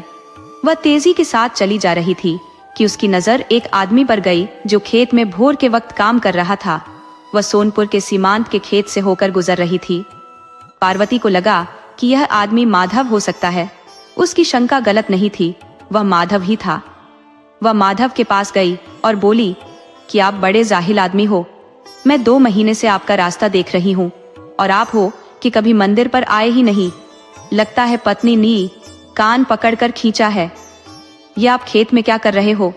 माधव बोला कि खेत में मजदूरी कर रहा हूँ और मेरे घर में मेरी पत्नी या कोई भी नहीं है, बस किसी तरह गुजारा कर ले रहा हूँ। पार्वती बोली कि आपने फूल बेचना क्यों छोड़ दिया? माधव बोला कि मैं किसी की रोजी रोटी नहीं बंद कर सकता था, इसीलिए अब मजदूरी कर ली। स्त्री बोली कि यह मजदूरी छोड़ो और मेरे साथ चलो, हम दोनों ही मिलकर फूल बेचेंगे। माधव बोला कि किसी स्त्री के साथ मैं फूल का व्यापार करूं, ये अच्छा नहीं होगा। पार्वती बोली कि बेवकूफ मत बनो, मेरे साथ चलो। अब इतने भी मूर्ख नहीं हो कि मेरी बात नहीं समझ रहे। माधव बोला कि नहीं, मैं सचमुच आपकी बात नहीं समझ रहा। तो स्त्री बोली कि मैं आपके घर में रहना चाहती हूँ। अब समझे कि घर में स्त्री क्यों रहना चाहती है। माधव बोला, समझ गया, लेकिन मैं एक गरीब आदमी हूँ, मैं भला आपके खर्चे कैसे उठा सकता हूँ। स्त्री बोली कि हम दोनों ही जब एक साथ काम करेंगे तो फिर सारी मुश्किलें खत्म हो जाएंगी। माधव काम छोड़कर स्त्री के साथ चल दिया। दोनों ने फूल तोड़े और मंदिर पर गए, फूल बेचा और फिर स्त्री माधव के साथ सोनपुर आ गई। वह अपने घर का सारा सामान साथ लेकर आ गई थी। दोनों ने ब्याह किया और फिर गृहस्थ जीवन शुरू कर दिया। स्त्री अब घर संभाल ली, जबकि माधव फूल बेचने का काम करने लगा। समय गुजरा तो माधव की स्थिति सुधर गई। माधव को पत्नी के साथ रहते 5 साल गुजर गए तो उसके घर एक पुत्री का जन्म हुआ। 6वें साल में एक पुत्र का जन्म हुआ तो स्त्री अब बच्चों में ही उलझ कर रह गई। अब अकेले ही माधव को रोजगार करना पड़ता। समय गुजरा तो बच्चे कुछ बड़े हुए तो स्त्री ने बेटी बेटा का नामकरण करा दिया। बेटी का नाम रोशनी रखा तो बेटे का नाम रवि रखा। वे अब 5 साल के हो चुके थे तो स्त्री अब उन्हें घर पर छोड़कर पति की मदद के लिए चली जाती। लेकिन यह माधव को अच्छा नहीं लगता था। उसने मना कर दिया कि तुम घर पर ही रहो, बच्चे छोटे हैं, तुम उनकी रखवाली करो। तो फिर से स्त्री बच्चे के साथ ही रहने लगी। एक दिन भोर के वक्त ही माधव जंगल के पास में फूल तोड़ने चला गया। उसका संयोग बिगड़ा और उसका पैर एक विषैले सांप के ऊपर पड़ गया और सांप ने डस लिया। सुबह के वक्त कोई भी जंगल के आसपास नहीं था कि माधव की मदद कर सके, तो माधव वहीं गिरकर मर गया। घर में पत्नी इंतजार करती रही कि दोपहर हो गया, अभी तक वापस नहीं आए।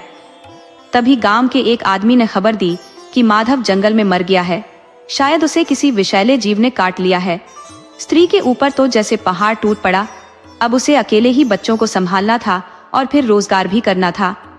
समय के साथ रामापुर के मंदिर पर फूल बेचने वालों की संख्या बहुत ज्यादा हो गई थी, तो अब उतने पैसे भी नहीं मिल पाते कि दोनों वक्त का काम चल सके। तो स्त्री को दूसरे के खेत में काम भी करने पड़ गए थे। बच्चे अकेले गांव की गलियों में खेला करते। इस तरह दिन गुजरने लगा। अब बच्चे बड़े हो चुके थे। रोशनी और रवि माँ की मदद करने लगे थे। स्त्री नहीं चाहती थी कि मेरे बच्चे किसी के यहाँ मजदूरी करें, खासकर बेटी को तो वह किसी के घर भेजना ही नहीं चाहती थी। तो उसने अपना नया रोजगार तलाश लिया। अब वह लकड़ी काट कर पास के बाजार में बेचती। उससे उसे कोई बहुत ज्यादा पैसा तो नहीं मिल पाता, लेकिन उतना तो मिल ही जाता कि तीनों का पेट भर सके। तो उनकी जिंदगी गुजरने लगी। स्त्री को बेटी की भी चिंता सता रही थी कि किसी तरह बेटी का ब्याह कर दूं, लेकिन उसके चाहने से आय नहीं बढ़ने वाली थी। उसे समझ में ही नहीं आ रहा था कि क्या करूं। वो रोज बेटा बेटी को लेकर जंगल में चली जाती। एक दिन तीनों जंगल में गए थे कि रोशनी ने देख लिया कि एक आम के पेड़ पर बहुत ऊंचाई पर पका हुआ आम लटका है। तो भाई से बोली कि रवि, उसे तोड़ ला। माँ ने दोनों को मना किया कि नहीं, पेड़ पर मत चढ़ना, आम बहुत ऊंचाई पर है और पतली टहनी पर है, तुम लोग ढीला फेंक कर उसे नीचे गिरा दो। तब रोशनी बोली कि आम बिल्कुल पक चुका है, ऊपर से गिरते ही फट कर खराब हो जाएगा, मैं इसे तोड़ लाती हूँ। माँ मना करती रही, लेकिन रोशनी नहीं मानी और पेड़ पर चढ़ गई। वो पतली टहनी के पास जाकर आम को तोड़ भी ली, लेकिन उसके हाथ से आम छूट गया। वह उसे पकड़ लेने की कोशिश की तो संतुलन बिगड़ गया और वह जमीन पर गिर पड़ी। उसके सिर में काफी चोट लग गई। वो बेहोश हो गई। संयोग था कि सिर फटा नहीं था। माँ ने पानी छिड़क कर बेटी को होश में लाई, लेकिन रोशनी कुछ देख नहीं पा रही थी। वो माँ से बोली कि माँ, मुझे कुछ दिख क्यों नहीं रहा, क्या भयानक रात हो गई है? माँ बोली कि नहीं बेटी, रात नहीं हुई है, अभी तो तुम दिन के उजाले में ही हो, लेकिन तुझे दिखता क्यों नहीं? रवि बोला कि माँ, लगता है दीदी की आंखों की रोशनी चली गई है, हमें तुरंत इसे वैद्य को दिखाना चाहिए। माँ बेटा रोशनी को सहारा देकर घर लाए तथा रामापुर से वैद्य को बुलाकर रोशनी को दिखाए। वैद्य ने दवा दी और बोला कि 1 सप्ताह की दवा है, इसे समय से देते रहना, भगवान की कृपा हुई तो ठीक हो जाएगी, वरना 1 सप्ताह में ठीक नहीं हुई तो फिर कभी ठीक नहीं हो पाएगी। इसके सिर में गंभीर चोट लगने से आंखों की रोशनी गई है। 1 सप्ताह तक ठीक होने का मौका बनता है। वैद्य चला गया। माँ उसे समय से दवा देती रही, फिर भी उसकी आंखों की रोशनी नहीं आई। दोबारा माँ वैद्य के पास गई तो वैद्य ने साफ मना कर दिया कि अब कोई कुछ नहीं कर सकता, तुम व्यर्थ में पैसा मत बर्बाद करो। हालांकि माँ तो माँ थी, उसे वैद्य की बातों पर विश्वास नहीं हुआ तो कई वैद्यों के पास गई, लेकिन सबने हाथ खड़े कर दिए। तब स्त्री को विश्वास हो गया कि अब बेटी की आंखें कभी ठीक नहीं हो पाएंगी। वह घर लौट आई। उसका जीवन दुखों से भरा था। भरी जवानी में पहला पति उसे पहली रात में ही बिना मिले छोड़कर भाग गया था। दूसरा उसके मनमाफिक मिल गया, लेकिन भगवान ने उसे छीन लिया। जवानी की दहलीज पर बेटी की आंखें चली गईं। अब उससे कौन ब्याह करेगा? अंधी का कौन सहारा बनेगा? या तो अच्छी भली का भी कोई साथ नहीं देता, तो इस अंधी को कौन ब्याह कर ले जाएगा? वह बेटी की चिंता में बहुत परेशान रहने लगी। उसने बेटे से बोली कि बेटा रवि, इस जिंदगी का कोई ठिकाना नहीं, मेरा कोई भरोसा नहीं कि कब तक जी पाऊंगी, लेकिन तुम पर मुझे पूरा भरोसा है। तुम बहन का साथ कभी मत छोड़ना। रवि ने भी आश्वासन दिया कि माँ, मैं जीते जी बहन को कोई तकलीफ नहीं होने दूंगा, तू इसकी जरा भी चिंता मत कर। और फिर तुम कोई मरने थोड़े ही जा रही हो, तुम देखती रहना, मैं बहन को अनुभव ही नहीं होने दूंगा कि कष्ट भी कुछ होता है। बेटा भले ही माँ को सांत्वना दे रहा था, लेकिन माँ का दिल था वो बेटी के लिए चिंतित थी। माँ बेटी की चिंता में खाना पीना भूल गई। उसकी आंखों की नींद गायब हो गई। कुछ दिन में ही वह कमजोर हो गई। पहले रोशनी देख पाती थी तो माँ का बहुत ख्याल रखती थी, उसे 3 वक्त भोजन खिलाकर मानती थी। अब तो सिर्फ माँ से कह सकती थी, उसे देख कुछ नहीं सकती थी। वो देख भी नहीं सकती थी कि अब माँ कैसी है, खाई है या बिना खाए सो गई है। माँ दिन प्रतिदिन कमजोर होती गई और एक दिन बीमार पड़ गई। अकेले काम करते हुए रवि बहुत थक जाता था। माँ जब बीमार पड़ी तो वह बहुत चिंतित हुआ। उसके लिए दवा लाया।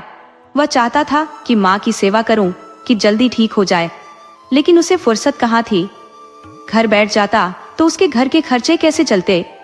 उसके पिता ने कोई जागीर नहीं छोड़ी थी, विरासत में मजदूरी मिली थी, तो वह कठिन परिश्रम कर परिवार चलाने लगा था।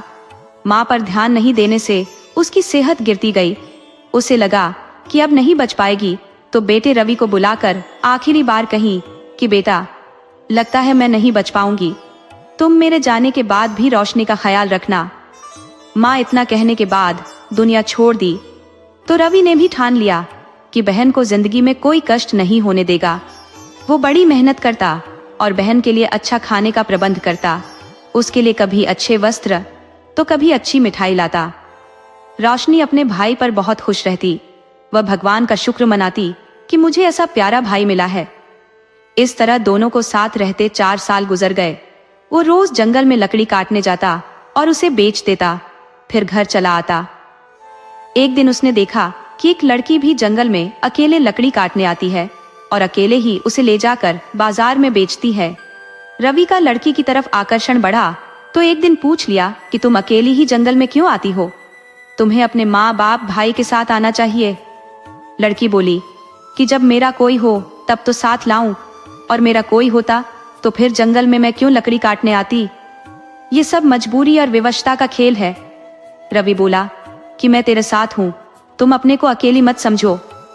वो लड़की के साथ ही रोज बाजार जाता। एक दिन लड़की बोली कि मैं घर में अकेली रहती हूँ, मेरे गांव का एक बदमाश मेरे पीछे पड़ा था तो मैं उसे बहुत मारी थी। उसने मुझे सबक सिखाने की धमकी दी थी।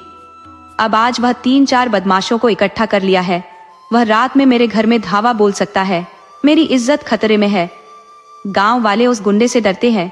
वो कुछ भी होते हुए आंखों के सामने देख सकते हैं, पर जुबान नहीं खोलेंगे। मुझे समझ नहीं आ रहा क्या करूं। रवि बोला कि तुम खतरा मोल लेने घर जाओगे ही क्यों? मैं सोचता हूं तेरी सारी परेशानी खत्म कर दूं। तुम मुझसे ब्याह कर लो, फिर कोई गुंडा मवाली तुम्हारी तरफ देखेगा ही नहीं। लड़की बोली कि यही हमारे लिए अच्छा रहेगा। वह रवि के साथ उसके घर आ गई। रवि ने उससे अपनी बहन के बारे में बताया तो उसकी बात भी बहन से बताई कि यह लाचार लड़की है, तुम अनुमति दो तो मैं इससे ब्याह कर लूं। बहन बोली कि रवि, तुमने बहुत अच्छा सोचा है, तुम एक बेसहारा को सहारा दोगे, ये बहुत अच्छी बात है। और फिर मैं घर में अकेले पड़े पड़े ऊब जाती हूँ। मुझसे कोई बात करने वाला नहीं रहता। ये मेरी भाभी ही नहीं, मेरा सहारा बन जाएगी। तुम शौक से आज ही उससे ब्याह कर लो। बहन ने जब हामी भर दी तो दोनों ने ब्याह कर लिया। रवि बहन के लिए पहले की तरह ही सामान लाता, मिठाई लाता, तो रोशनी भी पहले की तरह अकेले मिठाई खा जाती। बाद में अफसोस करती कि भाभी, मैंने तुझे नहीं दिया, माफ करो, मुझसे गलती हो गई। 2-4 दिन तक तो रवि की पत्नी को बुरा नहीं लगा, लेकिन जब देख ली कि यह अंधी स्वार्थी है, अपने खा लेती है, फिर बाद में अफसोस करती है, यानी यह जानबूझकर करती है।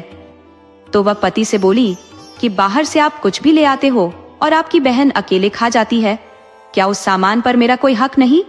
रवि बोला, अंधी है, नहीं देख पाती, इसलिए गलती कर देती है। तब उसकी पत्नी बोली कि नहीं, वह जानबूझकर ऐसा करती है। आप पहले जो भी सामान बाहर से लाओगे मुझे दोगे, बाद में मैं आपकी बहन को दे दूंगी। रवि को पत्नी के आगे झुकना पड़ा। वह कोई भी सामान लाता तो पत्नी को दे देता। पत्नी उसमें से आधा रोशनी को दे देती, लेकिन समय के साथ कटौती करने लगी और अब अंधी को मिठाई या कोई भी सामान देना बंद कर दिया। वह खुद खाने लगी। इस बात की खबर रवि को थी, पर पत्नी के सामने कुछ कह नहीं पाता। इस तरह 1 साल गुजर गया तो रवि की पत्नी बोली कि आप इस अंधी से मुक्ति कब दिलाओगे? मुझसे अब इसकी सेवा नहीं हो पा रही। इसे नहलाओ, खिलाओ, इसके हर आदेश का पालन नौकर की तरह करो, ये बिल्कुल ठीक नहीं। ये खाती भी बहुत ज्यादा है, तंदुरुस्त इतनी है कि हमें मारकर ही मरेगी। मुझे तो अब घर में घुटन महसूस हो रही है। लगता है मैं अब ज्यादा दिन घर में नहीं रह पाऊंगी। तुम मुझे इजाजत दो, मैं कोई और ठिकाना देखती हूँ। रवि बोला कि तुम पागल तो नहीं हो? अरे तुम इस घर की मालकिन हो, भला कहाँ जाओगी? स्त्री तुनक्कर बोली कि कह तो ऐसे रहे हो जैसे मैं कोई जमींदारनी बन गई हूँ। अरे भीख के कटोरे पर मालिकाना कैसा? कहीं कमाना है, खाना है और जिंदगी गुजार देना है। तुम तो भरपेट खा लेते हो, मगर मैं जब से घर में आई हूँ कभी भरपेट खाना नहीं खा पाई। आपकी बहन से कुछ बचे तब तो खाऊं। मुझे इस घर में नहीं रहना, मैं कहीं भी अपने खाने भर का कमा लूंगी। तुम खुश रहो अपनी बहन के साथ। रवि को लगा कि उसकी दुनिया लुट रही है। अगर पत्नी चली गई तो फिर मुझे कोई स्त्री नहीं मिलने वाली। वह स्त्री से बोला कि तुम क्या चाहती हो, वो साफ साफ बताओ।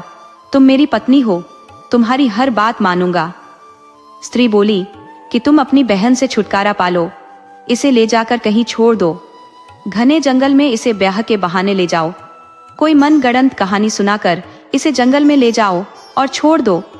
इसे कोई जानवर खा जाएगा, उसका पेट भर जाएगा और इसको मुक्ति मिल जाएगी। रवि बोला कि मैं अपनी बहन के साथ ऐसे कैसे कर सकता हूँ। तब स्त्री बोली कि तब मुझे ही जाने दो, तुम अंधी के साथ पड़े रहो। रवि बड़ी मुश्किल में फंस गया। वो पत्नी को हरगिज नहीं खोना चाहता था, तो बहन का भी बुरा नहीं चाहता था, लेकिन पत्नी के दबाव में आकर बहन को जंगल में छोड़ने को तैयार हो गया। उसने पत्नी के साथ रात में पूरा विचार बना लिया कि अब हमें क्या करना है।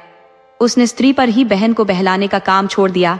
तो स्त्री ने ही रोशनी को सुबह में समझाया कि दीदी, आपके भाई आपके लिए एक लड़का देख आए हैं। उसकी एक आंख सही है, वह देख सकता है, वह ब्याह करना चाहता है, मगर एक आंख के अंधे से कौन भली लड़की ब्याह करेगी? तो वह दोनों आंखों की अंधी से भी ब्याह को तैयार है। आपके लिए सुनहरा अवसर है, आप ससुराल चले जाओ। जब जीवन मिला है तो हर परिस्थिति में जीवन का आनंद लेना चाहिए, और फिर तुम कोई जन्मजात अंधी नहीं हो। रोशनी बोली कि जैसी तुम दोनों की मर्जी, मैं हर बात मानने को तैयार हूँ। स्त्री पति से बोली कि दीदी को आज ही ससुराल ले जाओ और इनका ब्याह उस लड़के से करा दो। रवि बोला कि मैंने उसे आज वक्त भी दिया। हाय, दीदी को वह बहुत खुश रखेगा। उसकी भी एक आंख गिल्ली डंडा खेलने में खराब हो गई है। एक अंधा ही अंधे का दर्द समझ सकता है। चलो हम अभी चलते हैं। रोशनी के भी मन में था कि स्त्री को पति के घर ही रहना चाहिए। हर स्त्री को सहारे की जरूरत होती है, भाई कितना भी उसका अपना हो, उससे अपनी हर तकलीफ नहीं बता सकती। पति ही है जिससे सब कुछ कह सकती है। वो भाई के साथ जंगल में चल दी। रवि उसे लेकर जंगल के रास्ते चल दिया। वो दोपहर तक उसको लेकर जंगल में चलता रहा। जब उसे लगा कि बहुत घनघोर जंगल में आ गया हूँ, अब रोशनी खुद से वापस लौट नहीं सकती, और इस निर्जन वन में कोई आदमी भूल से भी नहीं आ सकता, तो वो बहन से बोला कि बहन, अब तेरी ससुराल बहुत नजदीक में है, तुम इस पेड़ के पास बैठो, मैं लड़के को बुला कर लाता हूँ। इस तरह तुम्हारा उसके घर में जाना ठीक नहीं रहेगा, वह तेरा हाथ पकड़कर तुझे घर में ले जाए, यही अच्छा रहेगा। रोशनी बोली कि भाई, मेरा भला बुरा तुझे ही सोचना है, तुम जैसा कहोगे वही करूंगी, मुझे खुद कुछ दिखता नहीं तो और क्या कह सकती हूँ। रवि उसे पेड़ के पास बैठाकर वहां से पीछे चल दिया। बहन समझी कि भाई मेरे ससुराल से पति को लाने गया है। उसके मन में लड्डू फूट रहे थे। वह बहुत देर तक बैठे बैठे उसे शाम होने लगी। तब उसे ख्याल आया कि बड़ी देर हो गई, भाई आया नहीं, पता नहीं कितना अभी दिन है कि रात होने वाली है। उधर शाम ढलने लगी तो जंगल में खूंखार जानवर चहलकदमी करने लगे। उनकी आवाज आने लगी तो रोशनी को समझते देर नहीं लगी कि यह जंगल है। शायद मेरे भाई और भाभी ने मुझसे छुटकारा पाने के लिए मेरे ब्याह की चाल चली है। मुझे ससुराल भेजने के बहाने भाई मुझे जंगल में छोड़ गया है कि कोई जानवर मुझे मारकर खा जाए।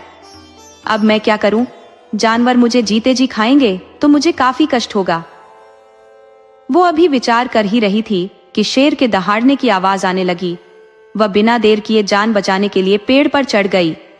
वह अपने अंदाज से पेड़ की ऊंचाई पर पहुंच गई और एक डाल पकड़कर बैठ गई। उसे समझ नहीं आ रहा था कि क्या करे, कब तक वह इस पेड़ पर बैठकर जिंदा रह सकेगी। उसे इधर उधर की बातें सोचते हुए आधी रात हो गई तो उसे लगा कि कोई जीव पेड़ के पास आए हैं।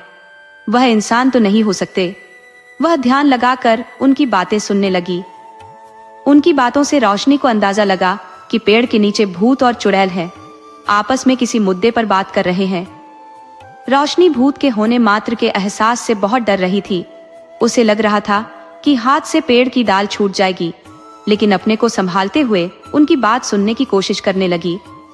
वहां भूतों ने सभा की थी तो भूतों के सरदार ने दूसरे भूत से पूछा कि तुम इस जंगल का समाचार सुनाओ। भूत बोला कि सरदार, जंगल का क्या बताऊं, आज तो यह बरगद का पेड़ औषधि बन गया है। कोई भी जीवित मनुष्य यदि इसका पत्ता खा लेता है तो वह हर तरह के रोग से निरोग हो सकता है। अंधा देख सकता है, लंगड़ा चल सकता है, और तो और बूढ़ा जवान हो सकता है। स्त्री पत्ता खा ले तो राजकुमारी जैसी सुंदर युवती बन सकती है। ये बात सुनते ही रोशनी ने पेड़ की पत्ती तोड़कर चबा ली। घोर आश्चर्य, उसकी आंखें लौट आई थी। वह अब सब कुछ देख रही थी। उसने देखा कि भूतों की मंडली पेड़ के नीचे बैठी है। भूत के सरदार ने दूसरे भूत से पूछा कि तुम गांवों से क्या खबर लाए हो? तब भूत ने बताया कि सरदार, इस जंगल के बाहर एक शापितपुर गांव है। उस गांव में बच्चे जन्म लेते ही मर जा रहे हैं। उस गांव में कोहराम मचा हुआ है। सरदार बोला कि ऐसा क्यों है, उसका उपाय क्या है? तब भूत बताया कि गांव वाले अपने ही करने का फल भोग रहे हैं। उन्होंने एक महात्मा की हत्या अनजाने में कर दी है। महात्मा एक हिरण बनकर घूम रहे थे तो गांव वालों ने सोचा कि सुंदर हिरण है, इसे मारकर हम खा जाते हैं। उन्होंने घात लगाकर हिरण को मार डाला। हिरण मरने से पहले एक महात्मा के रूप में आ गया। वो महात्मा शाप दे डाले, इस गांव में अब कोई जन्म नहीं लेगा, तुम लोगों के वंश का विनाश हो जाएगा। आज 5 साल से कोई बच्चा यदि उस गांव में जन्म लेता है तो वह महात्मा की आत्मा उसे मार डालती है। लेकिन एक उपाय से गांव वाले श्राप से मुक्त हो सकते हैं। कोई इस पेड़ का पत्ता तोड़ ले और शापितपुर गांव से बाहर बरगद के पेड़ के पास प्रार्थना करे कि महात्मा की आत्मा प्रकट हो। अगर महात्मा की आत्मा प्रकट होती है तो इस पेड़ के पत्ते का स्पर्श कराते ही महात्मा जीवित हो जाएंगे, उनका क्रोध शांत हो जाएगा, वह जंगल को लौट जाएंगे। भूत का सरदार अब तीसरे भूत से पूछा कि तुम राजमहल से क्या खबर लाए हो? तब तीसरा भूत बोला कि राजा का इकलौता राजकुमार विजय 3 साल से मरणासन्न पड़ा हुआ, हाय, न तो वह मर रहा है न जी रहा है। तब सरदार बोला कि ऐसा क्या हुआ है, कोई वैद्य उसे क्यों नहीं ठीक कर पाते? तब तीसरा भूत बोला कि सरदार, आप जानकर भी अनजान हो। अरे हम भूत जिसे पकड़ ले उसे कोई वैद्य हकीम ठीक कर सकता है। उस राजकुमार को एक भूतनी ने पकड़ रखा है। राजकुमार ने भैला फुसलाकर अपनी दासी से संबंध बना लिया। वो ब्याह के लिए दबाव बनाने लगी और बोली कि इस बात को राजा से बता दूंगी। तो राजकुमार डर गया और धोखे से दासी को मार दिया। वही दासी अब भूतनी बन गई हाय, और राजकुमार को पकड़कर बैठी है। उसे मरने भी नहीं दे रही और जीने भी नहीं दे रही। लेकिन राजकुमार एक उपाय से बच सकता है। कोई इस पेड़ का एक पत्ता राजकुमार के मुंह में डाल दे तो भूतनी को मुक्ति मिल जाएगी। राजकुमार उसी वक्त ठीक हो जाएगा। भूत बड़ी देर तक बातें करते रहे। जब भोर हुई तो भूत एक एक कर गायब हो गए। धीरे धीरे सुबह हुई तो जंगल से जानवरों की आवाजें आनी बंद हो गई। जंगल का शोर शांत हो गया। रोशनी ने देखा कि अब सुबह की पहली किरण निकल आई है। उसने 5 साल बाद सूर्य की किरण देखी थी। वो बहुत खुश हुई। वो बहुत उत्साह के साथ पेड़ से कुछ पत्ते तोड़ ली और पेड़ से उतरकर शापितपुर गांव की तरफ चल दी। उसे अब जीवन जीने की आस जग गई थी। वह अपने भाई रवि और भाभी को भूल चुकी थी। उन्हें तो देखना भी नहीं चाहती थी। खासकर अपनी भाभी को तो कभी नहीं देखना चाहती थी, जिसे वह असहाय समझकर घर में शरण दी। भाई से ब्याह की अनुमति दी। वही शरण पाते ही मेरी जान की दुश्मन बन गई। वो अब शापितपुर गांव पहुंच चुकी थी। उसने देखा कि एक किसान के घर कोहराम मचा हुआ है।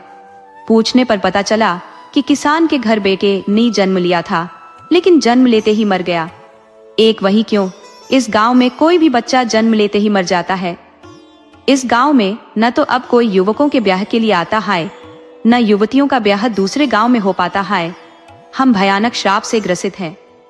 बहुत से संत महात्मा ओझा गुणी आए, मगर सब हाथ खड़ा करके चले गए। कोई भी श्राप से मुक्ति नहीं दिला पाया।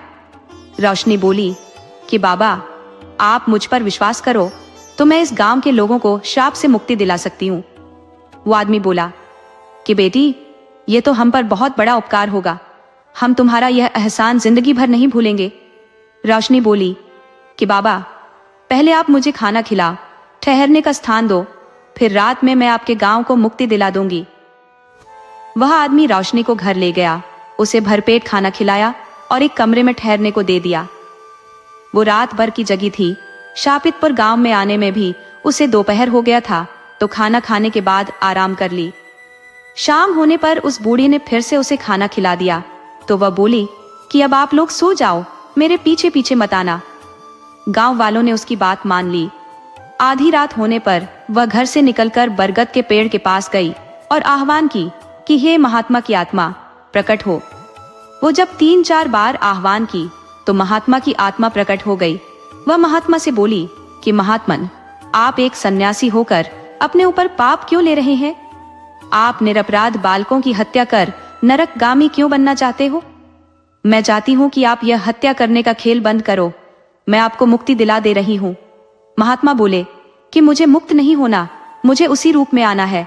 रोशनी बोली कि महात्मन, क्षमा करो, मैं कहने में गड़बड़ा गई। आप महात्मा के रूप में आ जाओगे। उसने अपने साथ लाए पत्ते को महात्मा की आत्मा की छाया से स्पर्श करा दिया। महात्मा असली रूप में आ गए। रोशनी ने उनकी चरण स्पर्श की तो महात्मा बोले कि तुम्हारी मनोकामना पूर्ण होगी, तुम राजमहल की रानी बन जाओगी, ये मेरा आशीर्वाद है। तुम सुबह होते ही राजमहल चली जाओ। राजा का राजकुमार बहुत बीमार है, आगे क्या करना है तुम खुद जानती हो। रोशनी बोली कि बाबा, बस आपका आशीर्वाद चाहिए। रोशनी सुबह होते ही राजमहल के लिए चल दी। हालांकि गांव वाले उसे रोकना चाहते थे। उनके गांव में एक बच्चे का जन्म होने वाला था, तो वो सत्यता जान लेना चाहते थे कि वे श्राप से मुक्त हुए हैं या नहीं हुए हैं। रोशनी बोली कि आप लोग अब निश्चिंत रहो, आप लोग श्राप मुक्त हो गए हो। इस वक्त मुझे राज दरबार जाना जरूरी है। राजा का राजकुमार बहुत बीमार है, उसे ठीक करना है। अब भी बात कर ही रहे थे कि किसी ने खबर दी कि गांव के मुखिया को पुत्र हुआ है। वह बिल्कुल ठीक है, वो मरा हुआ नहीं जन्मा है। हम अब श्राप मुक्त हो गए हैं। रोशनी बोली कि अब तो आप लोगों को विश्वास हो गया है, मुझे जाने की आज्ञा दो। रोशनी आज्ञा लेकर राजमहल के लिए चल पड़ी। महल वहां से 10 कोस की दूरी पर था। उसे राजमहल तक जाने में शाम हो गई। शाम होने पर महल के दरवाजे पर पहुंची तो द्वारपाल ने उसे नहीं रोका, क्योंकि राजमहल में स्त्रियों का प्रवेश वर्जित नहीं था, तो वह बिना रोक टोक के राज दरबार में चली गई।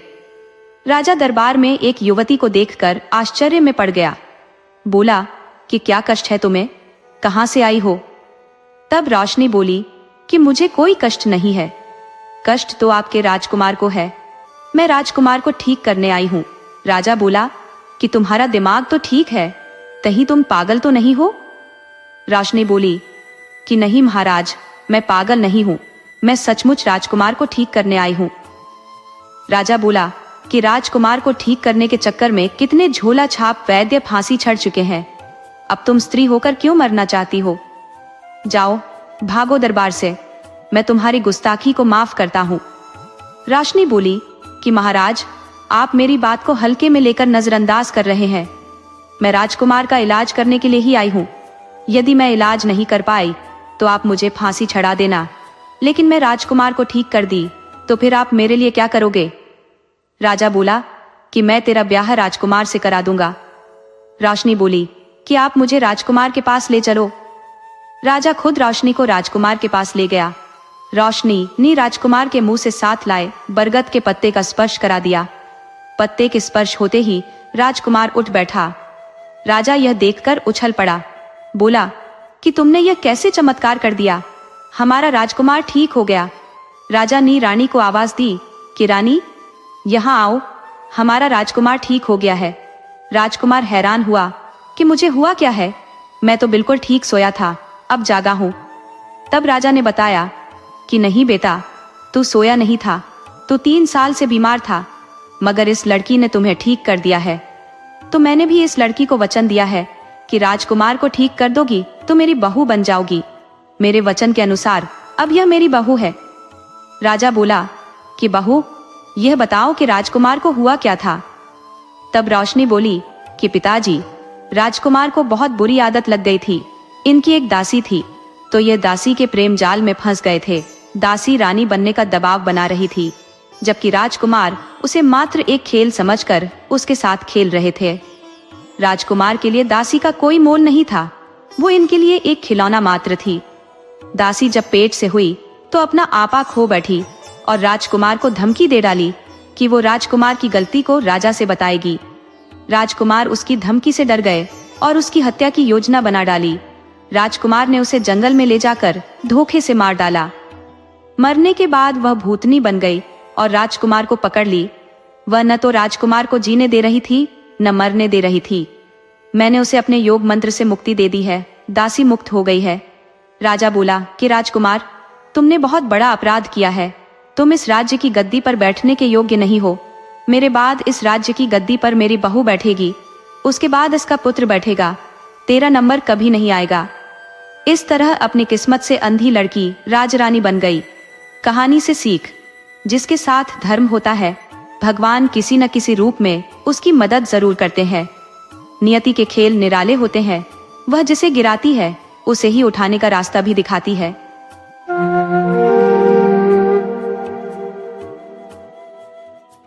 नैनपुर नाम के एक गांव में अमोर नाम का एक किसान रहता था। अमोर बहुत ही मेहनती और दयालु स्वभाव का आदमी था। गांव में जब भी किसी आदमी को सहायता की जरूरत होती तो अमोर उसकी सहायता करने में कभी पीछे नहीं हटता था। गांव के लोग भी अमोर की बहुत इज्जत करते थे। उसके परिवार में उसकी पत्नी और एक बेटा था, जो अभी सिर्फ 8 साल का ही था। अमोर अपने खेतों में कड़ी मेहनत करता, जिसके कारण उसके खेतों में अच्छी फसल हो जाती थी। अमोर जिस गांव में रहता था, उसके पड़ोस में एक कसाई भी रहता था, जो मुर्गियों का मांस बेचता था। उस कसाई में एक बुरी आदत यह थी कि वह मांस बेचने के लिए मुर्गियों को खरीद कर नहीं लाता था, बल्कि गांव के लोगों के घर से ही चोरी कर लेता था। इस तरह से उसका खर्चा बच जाता और कसाई को ज्यादा मुनाफा होता था। एक दिन की बात है, कसाई किसी के घर से मुर्गी चुराकर उसे पोटली में बांधकर ला रहा था कि तभी रास्ते में उसे अमोर मिल गया। अमोर उस कसाई से पूछने लगा, क्यों भाई, आज तुम यह मुर्गियां कहां से खरीद कर लाए हो? कसाई अमोर को बहुत अच्छी तरह से जानता था। उसे इस बात का विश्वास था कि अमोर उसका राज कभी नहीं खोलेगा, इसलिए कसाई ने सच बात अमोर को बता दी कि मैं यह मुर्गियां खरीद कर नहीं लाया हूँ, बल्कि यह मुर्गियां मैं किसी के घर से चोरी करके लाया हूँ। अमोर ने जब यह सुना तो वह हैरान रह गया। वह कसाई को समझाते हुए कहने लगा, अरे भाई, तुम ऐसा मत किया करो, चोरी करना तो एक अपराध है और ऐसा करके कभी तुम अमीर नहीं हो पाओगे। तब कसाई अमोर से कहने लगा, भाई मैंने तुम्हें अपना सच बताया क्योंकि मैं तुम पर विश्वास करता हूँ, बल्कि इसलिए नहीं बताया कि तुम मुझे समझाओ कि मुझे क्या करना है और क्या नहीं करना।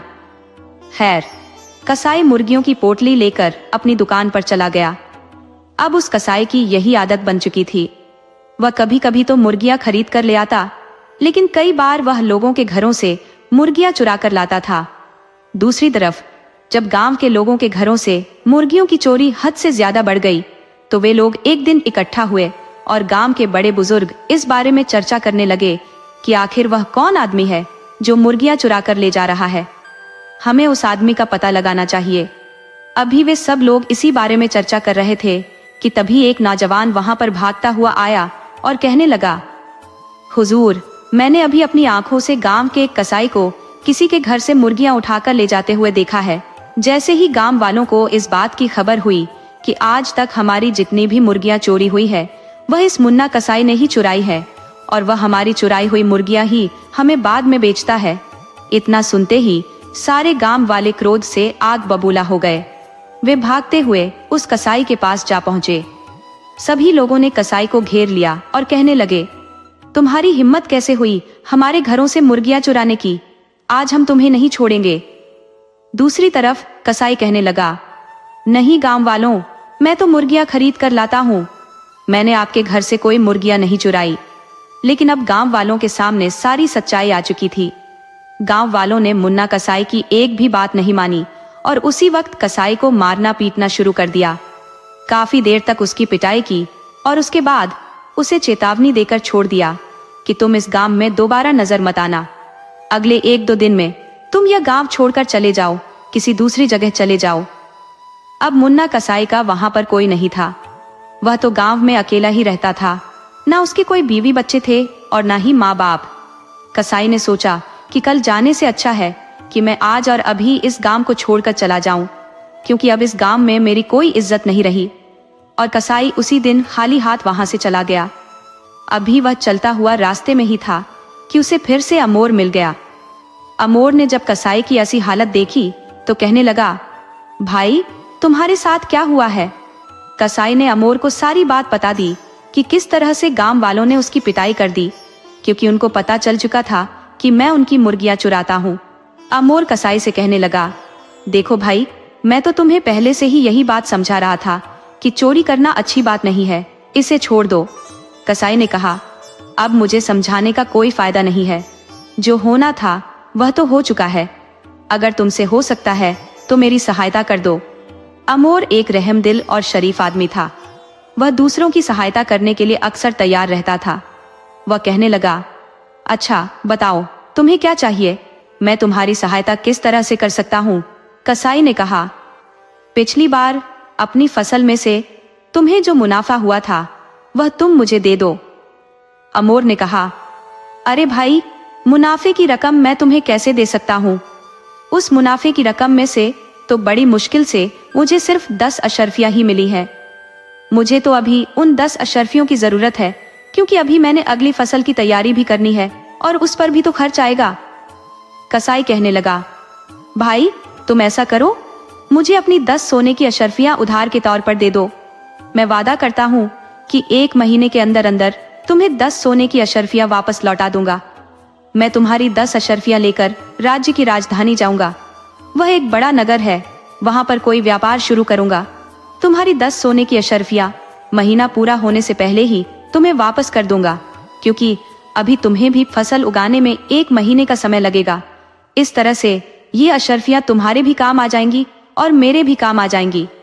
नेक दिल अमोर उस कसाई की बातों में आ गया और उसने अपने मुनाफे की रकम यानी 10 सोने की अशर्फियां उस कसाई को दे दी। वह कसाई 10 अशर्फियां लेकर राज्य की राजधानी में आ गया। दूसरी तरफ जब अमोर की पत्नी को इस बात की खबर हुई कि अमोर ने अपने सारे मुनाफे की रकम किसी को दे दी है, तो वह अपने पति पर बिगड़ने लगी। अमोर उसे दिलासा देते हुए कहने लगा, भाग्यवान, वह कसाई मेरा दोस्त है। वह 1 महीने से पहले ही मेरी रकम मुझे वापस कर देगा और इस तरह से हमारी फसल भी लग जाएगी। दिन गुजरते गए और देखते ही देखते 1 महीना भी गुजर गया, लेकिन उस कसाई का कहीं पर भी कोई नामो निशान नहीं था। किसान ने फसल तो लगा दी थी, लेकिन उसे खाद और पानी देने के लिए उसके पास अब पैसे नहीं बचे थे। उसकी फसल अब खराब होने लगी थी। एक दिन परेशानी की हालत में अमोर अपने घर के सामने बैठा था कि उसी वक्त एक आदमी वहां से गुजर रहा था, जो कुछ ढंडोरा पीट रहा था और यह घोषणा कर रहा था कि हमारे राज्य के महाराज की 1000 सोने की अशर्फियां गुम हो गई हैं या किसी ने चोरी कर ली है। अगर कोई भी आदमी 1000 अशर्फियां महाराज को ढूंढकर लौटा देगा या चोर के बारे में कुछ बताएगा तो उसे 300 अशर्फियां इनाम के रूप में दी जाएंगी। अमोर बेचारा पहले से ही बहुत परेशान था। उसने सोचा कि यह एक अच्छा मौका है, हो सकता है मेरी किस्मत खुल जाए और यह 300 इनाम की अशर्फियां मुझे मिल जाएं। बस फिर क्या था, उसने अपना कुछ सामान बांधा और महाराज के महल की तरफ निकल पड़ा। जब वह राजधानी में पहुंचा तो उसने देखा कि वही कसाई नगर के बाजार में बहुत अच्छे कपड़े पहने हुए घूम रहा था। अमोर दौड़ा दौड़ा कसाई के पास गया और उससे कहने लगा, भाई, मेरी 10 सोने की अशर्फियां तुमने अभी तक नहीं लौटाई। मैं कब से तुम्हारा इंतजार कर रहा था, लेकिन तुम वापस नहीं आए। अब तुम अपना वादा पूरा करो और मुझे 10 सोने की अशर्फियां दो, ताकि मैं अपनी फसल ठीक से लगा सकूं। वह कसाई, जो उस समय बाजार में बहुत अच्छे वस्त्र पहना हुआ था, वह अमोर पर भड़क उठा और गुस्से में कहने लगा, अरे तुम गरीब लोग जहां भी मिलते हो बस पैसे मांगना शुरू कर देते हो। मैं तुम्हें नहीं जानता कि तुम कौन हो। चलो अपना रास्ता नापो। अमोर बेचारा इस बड़े नगर में किसी को भी नहीं जानता था। वह हर किसी से अनजान था, इसलिए वह और भी ज्यादा परेशान हो गया। इसके बाद अमोर महाराज के दरबार में पहुंचा और महाराज से कहने लगा, मैं अपने गांव से आपके दरबार तक आपकी 1000 सोने की अशर्फियां तलाश करने के लिए आया हूं। अगर आप मुझे 2 दिन का समय दे तो मैं 2 दिनों के अंदर अंदर आपको अशर्फियां ढूंढ कर दे दूंगा। महाराज ने कहा, ठीक है, 2 दिनों के अंदर अंदर अगर तुम अशर्फियां ढूंढ दो या चोर के बारे में बता दो तो मैं तुम्हें इनाम के तौर पर 300 अशर्फियां दूंगा। अभी यह बातें चल ही रही थी कि उसी समय वह कसाई इसी राजा के दरबार में आ गया। राजा ने कसाई की तरफ इशारा करते हुए अमोर से कहा, देखो, ये मेरा खजांची है। ये बहुत ही ईमानदार और सच्चा आदमी है। आज से लगभग 1 महीने पहले ये मेरे पास आया था और मुझसे कहने लगा कि महाराज, मुझे रास्ते में किसी की 10 सोने की अशर्फियां बड़ी मिली है। आप ऐसा करें कि इसके मालिक की तलाश करके उसे यह अशर्फियां वापस लौटा दे। मैंने जब इसकी ईमानदारी और शराफत देखी तो इसको अपना खजांची नियुक्त कर दिया।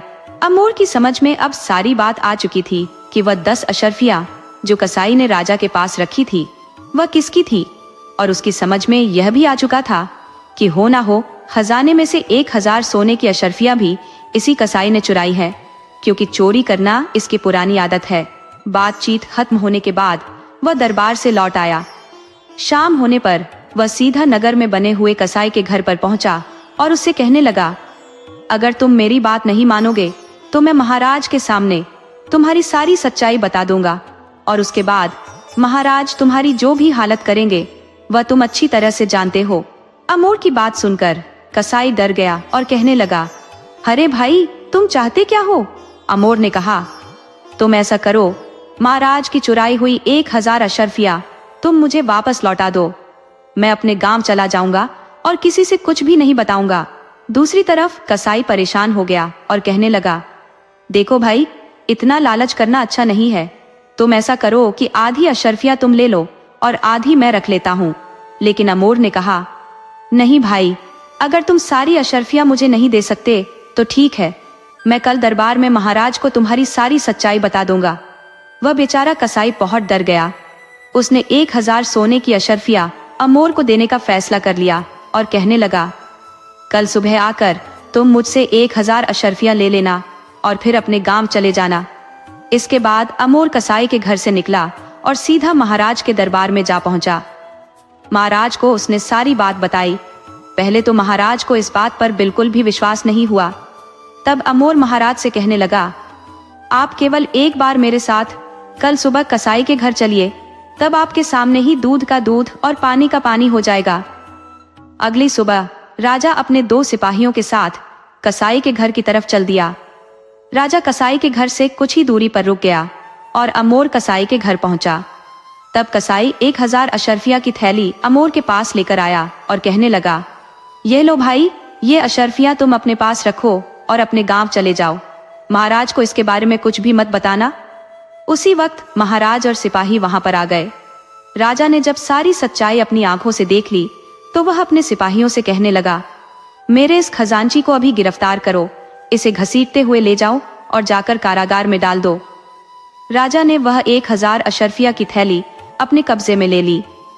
उनमें से 300 अशर्फिया निकालकर अमोर को दे दी और कहने लगा, अमोर, आज तुम्हारी सूझबूझ और बुद्धिमानी की वजह से न सिर्फ मेरी 1000 अशर्फिया मिली, बल्कि एक बेईमान खजांची का भी पर्दाफाश हो गया। इसीलिए मैं तुम्हें 100 अशर्फिया और इनाम के रूप में देता हूँ। इस तरह से 400 अशर्फिया पाकर अमोर बहुत खुश हुआ। वह इनाम लेकर अपने गांव वापस लौट गया। उसने इन अशर्फिया में से कुछ अशर्फिया खर्च की और अपनी फसल के लिए खाद पाने की व्यवस्था की। इस बार अमोर ने खूब मेहनत की और उसकी मेहनत रंग लाई। उसके खेतों में बहुत अच्छी फसल आ गई थी। अब अमोर की पत्नी भी खुश थी। इस तरह से अमोर ने अपनी सच्चाई और ईमानदारी के बल पर एक बेईमान आदमी को अच्छा सबक सिखा दिया था। अब अमोर एक बहुत ही सुकून भरा जीवन बिताने लगा।